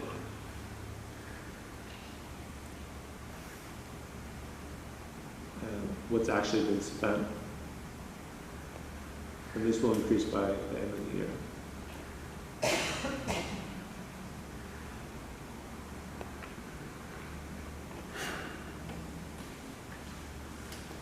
Goal 2, SKUSD is partnering with Capturing Kids' Hearts to implement a system for improving school climate across the district. 100% of administrators will be trained by the start of the 18-19 school year. 25% of teachers will be trained by the start of the 18-19 school year. Budget versus expense. You said 100% administrative, 25% of teachers? Yes. Should it be the other way around? I didn't make the goal, I didn't make the action, but part of it has to do with the number of people that can participate in a session. I can't give you the background of why exactly the action is. I can explain that. Okay. So what it has to do with is we trained all. We didn't actually get 100% of administrators, but we got pretty close. And that's so that the administrators can help lead the program through the school. Training teachers. Yes. Thank you. What was budgeted versus what was spent?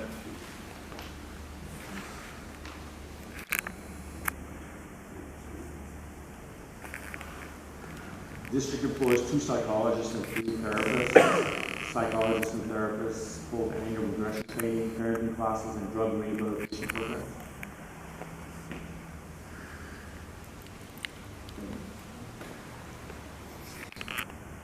This has gone above what was originally budgeted.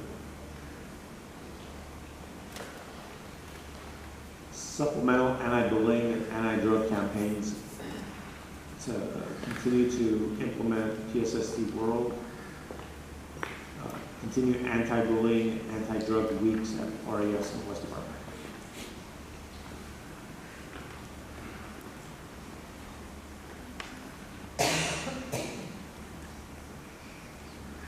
We will continue to offer free breakfast, lunch, and dinner for all TK 8th grade students.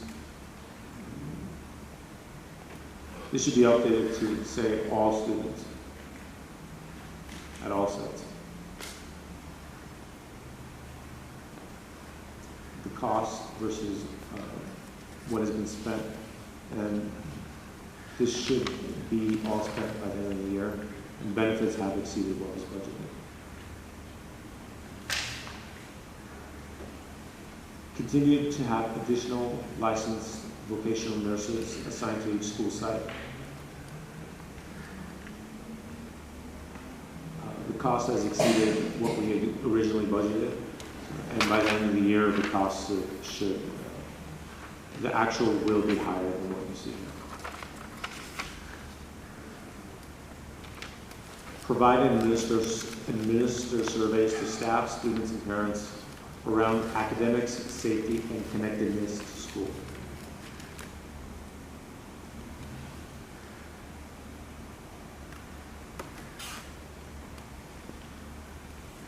Increase student connectedness to school at the middle and upper levels through extracurricular activities such as music, sports, robotics, etc. Budgeted versus what was spent so far, and this should be all spent by the end of the year.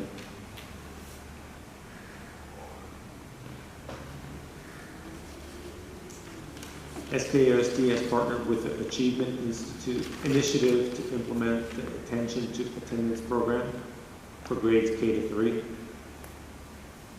This program is to identify students that are chronically absent and have a marketing campaign for attendance. The cost versus what was spent. So it's only used K to 3? No, it's K-12. Oh. It's K-12, but it's really geared towards K.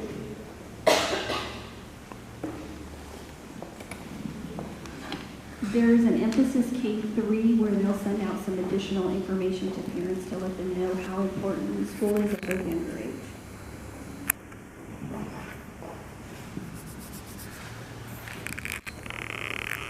Continue to apply a school safety coordinator, continue monthly fire and lockdown drills at all school sites, continue to have emergency supply kits able to supply all students at all sites.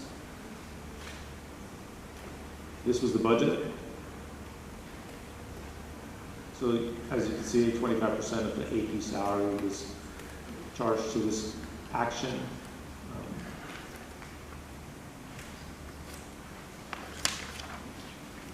And this is what's actually been spent so far.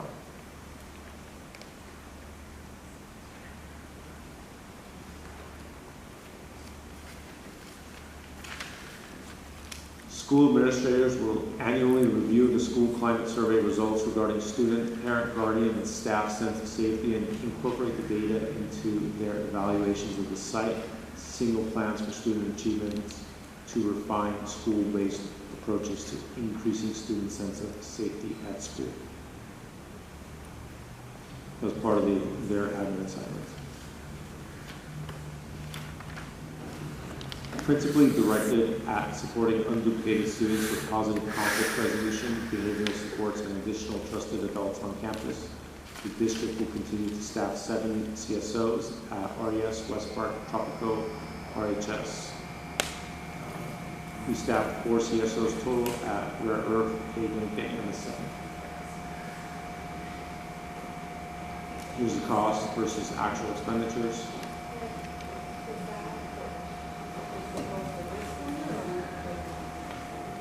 This is with this 18-19. This is what we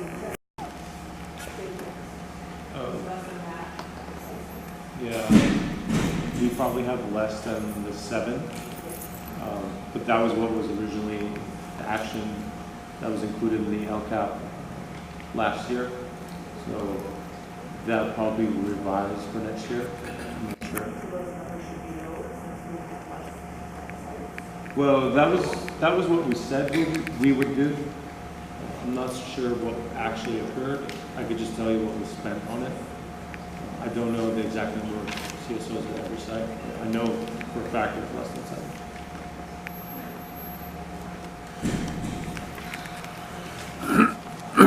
What was budgeted versus what's been spent, and this will include CSOs for credit recovery and extended school year at summer school.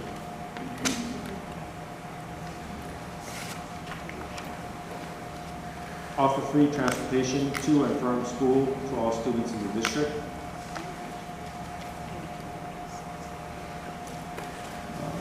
Budgeted versus expense.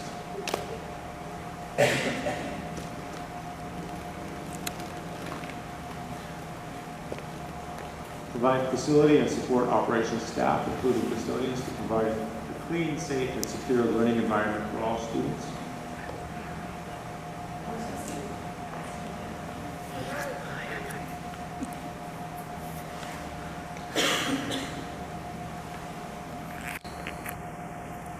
This should match what was budgeted by the end of the year.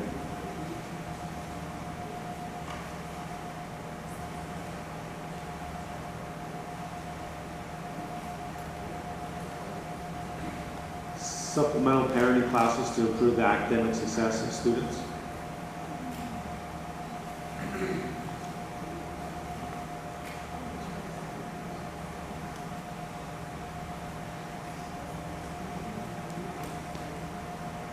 Middle school counselor principally directed at supporting the social, emotional, as well as academic needs of our unduplicated students.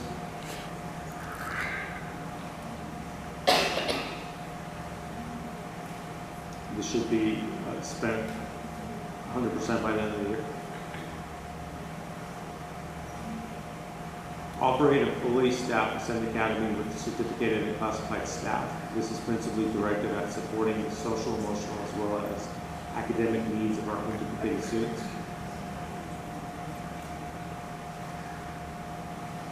This was the budget.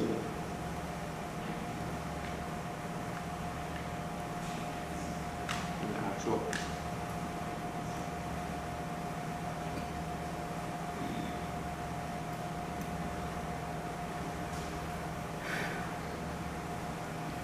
Goal 3.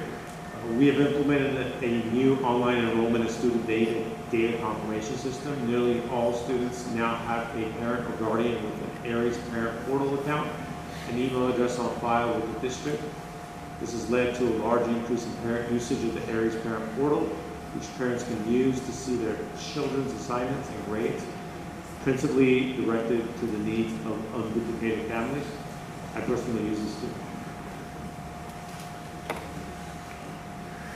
That's the cost of having Aries in our district.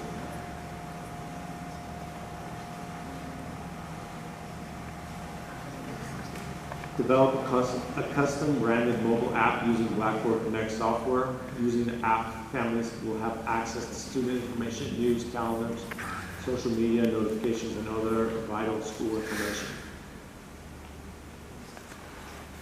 Cost versus budget versus what the cost was. Email campaigns using constant contact. We constantly send emails.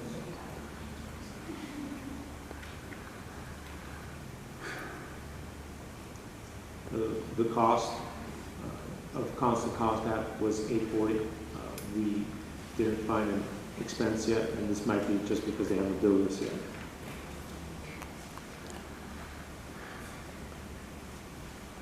I can't read that. Early college campus.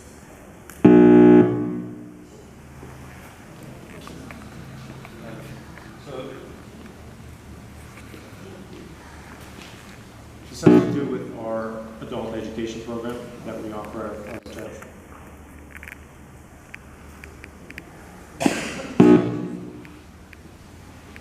The costs associated with adult ed.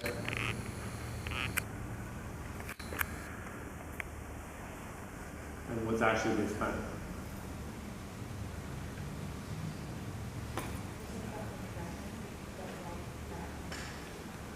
Yeah, that includes the funding that we received from the consortium. No, it was shut down.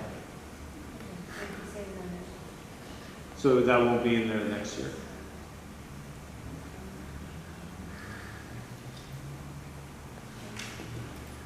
Provide parent meeting opportunities to engage parents in the decision-making process. This includes school site council meetings, LCAP meetings, PTA, IEPs, etc.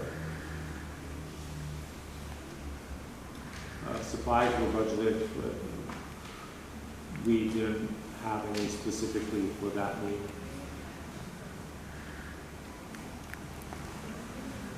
Website maintenance, principally directed at supporting unduplicated families. The cost of hosting.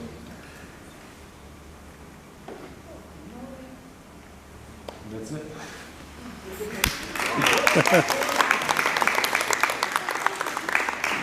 So basically you can see the LCAP touches every corner of our district. It plays a fundamental role in everything we do. This will be the 6th year of LCAP as it stands in school law. So it's not going anywhere, and it's only going to expand. So the stronger LCAP is, the more we can apply it as a sort of like a strategic plan for our school district. And we really need to use it as best as possible because it is the law of the land, it is how we're funded, and it does touch every corner of our school district. Any questions? Great job. Thank you. And I want to thank all of you who've been coming to the LCAP meetings for coming, because your input is valuable.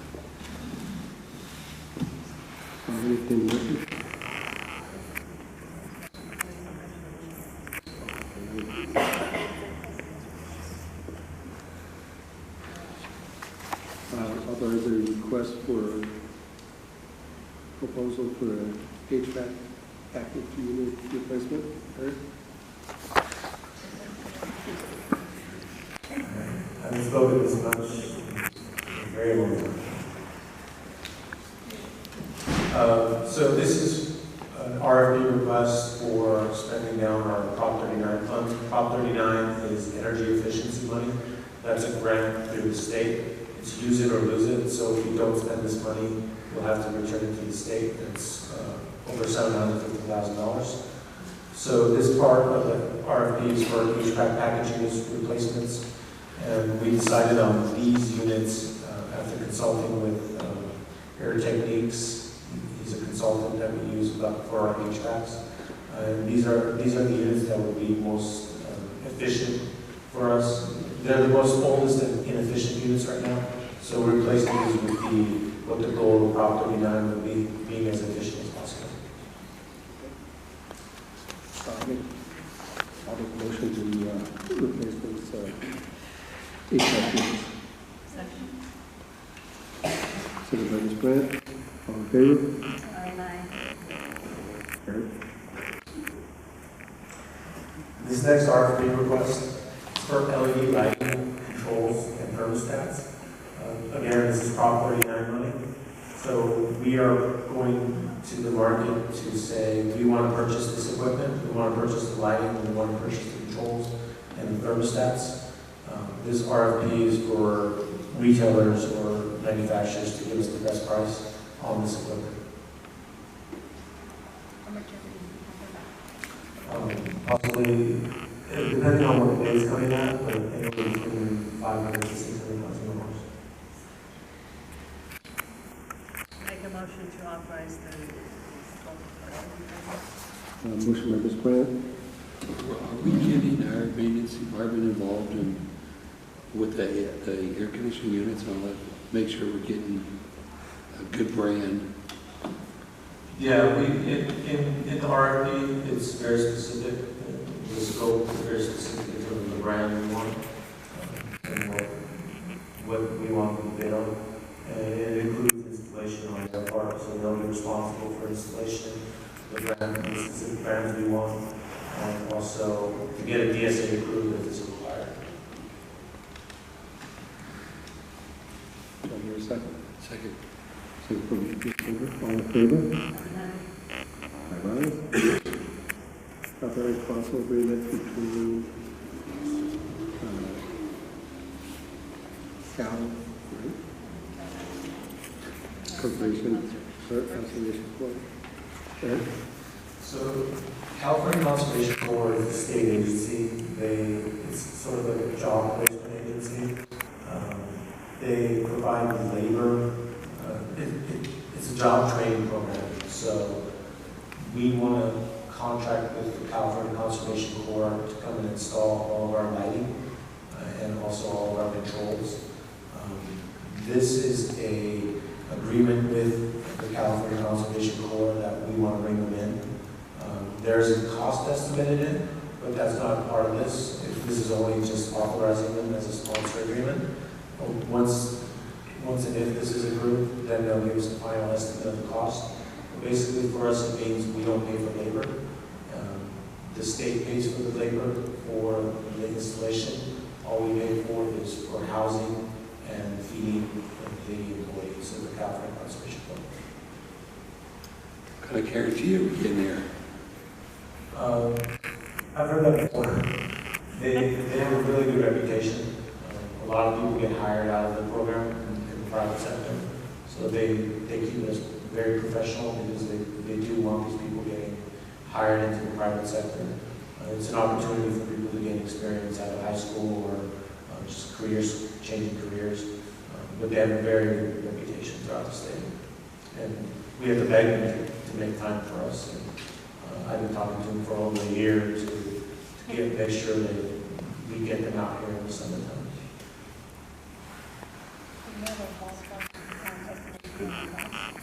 The estimate is around $60,000 based on where they decide to house themselves, and their per diem is about $30 a day. Can they bring tents? They have, yeah, we did promote that. If it's warm enough, they will camp.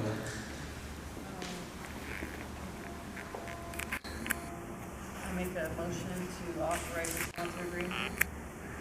Motion by Ms. Brandts, second by Sanchez. All in favor? Aye. Personnel?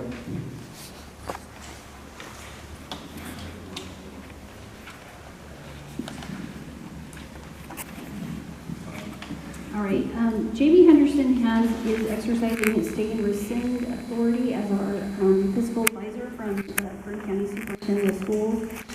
So we have been asked to remove the listed item, certificated administrative employment, RHS principal Elizabeth Academy, to both places that she's listed on here. And that's due to salary placement, but both of those items are going to be back on the agenda on June 12th. And then we also want to remove Mr. Bartel. He's decided that he is not going to teach summer school credit recovery.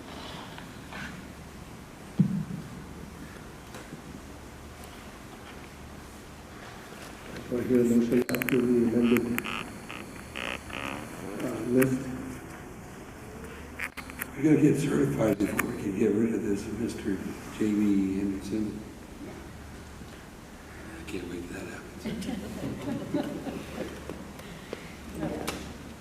That's my motion. I motion and we agree. Well, you got a choice. There's two different ones, yes. Who made the original motion? I did. Okay, the motion by Mr. Bender, seconded by Carol Robinson. All in favor? Aye. With regrets. Motion to accept the administrative assignments. Do I have a motion on that? I make a motion to accept the administrative assignments. I will second that. All in favor? Aye. Aye. Do I hear a motion to adjourn?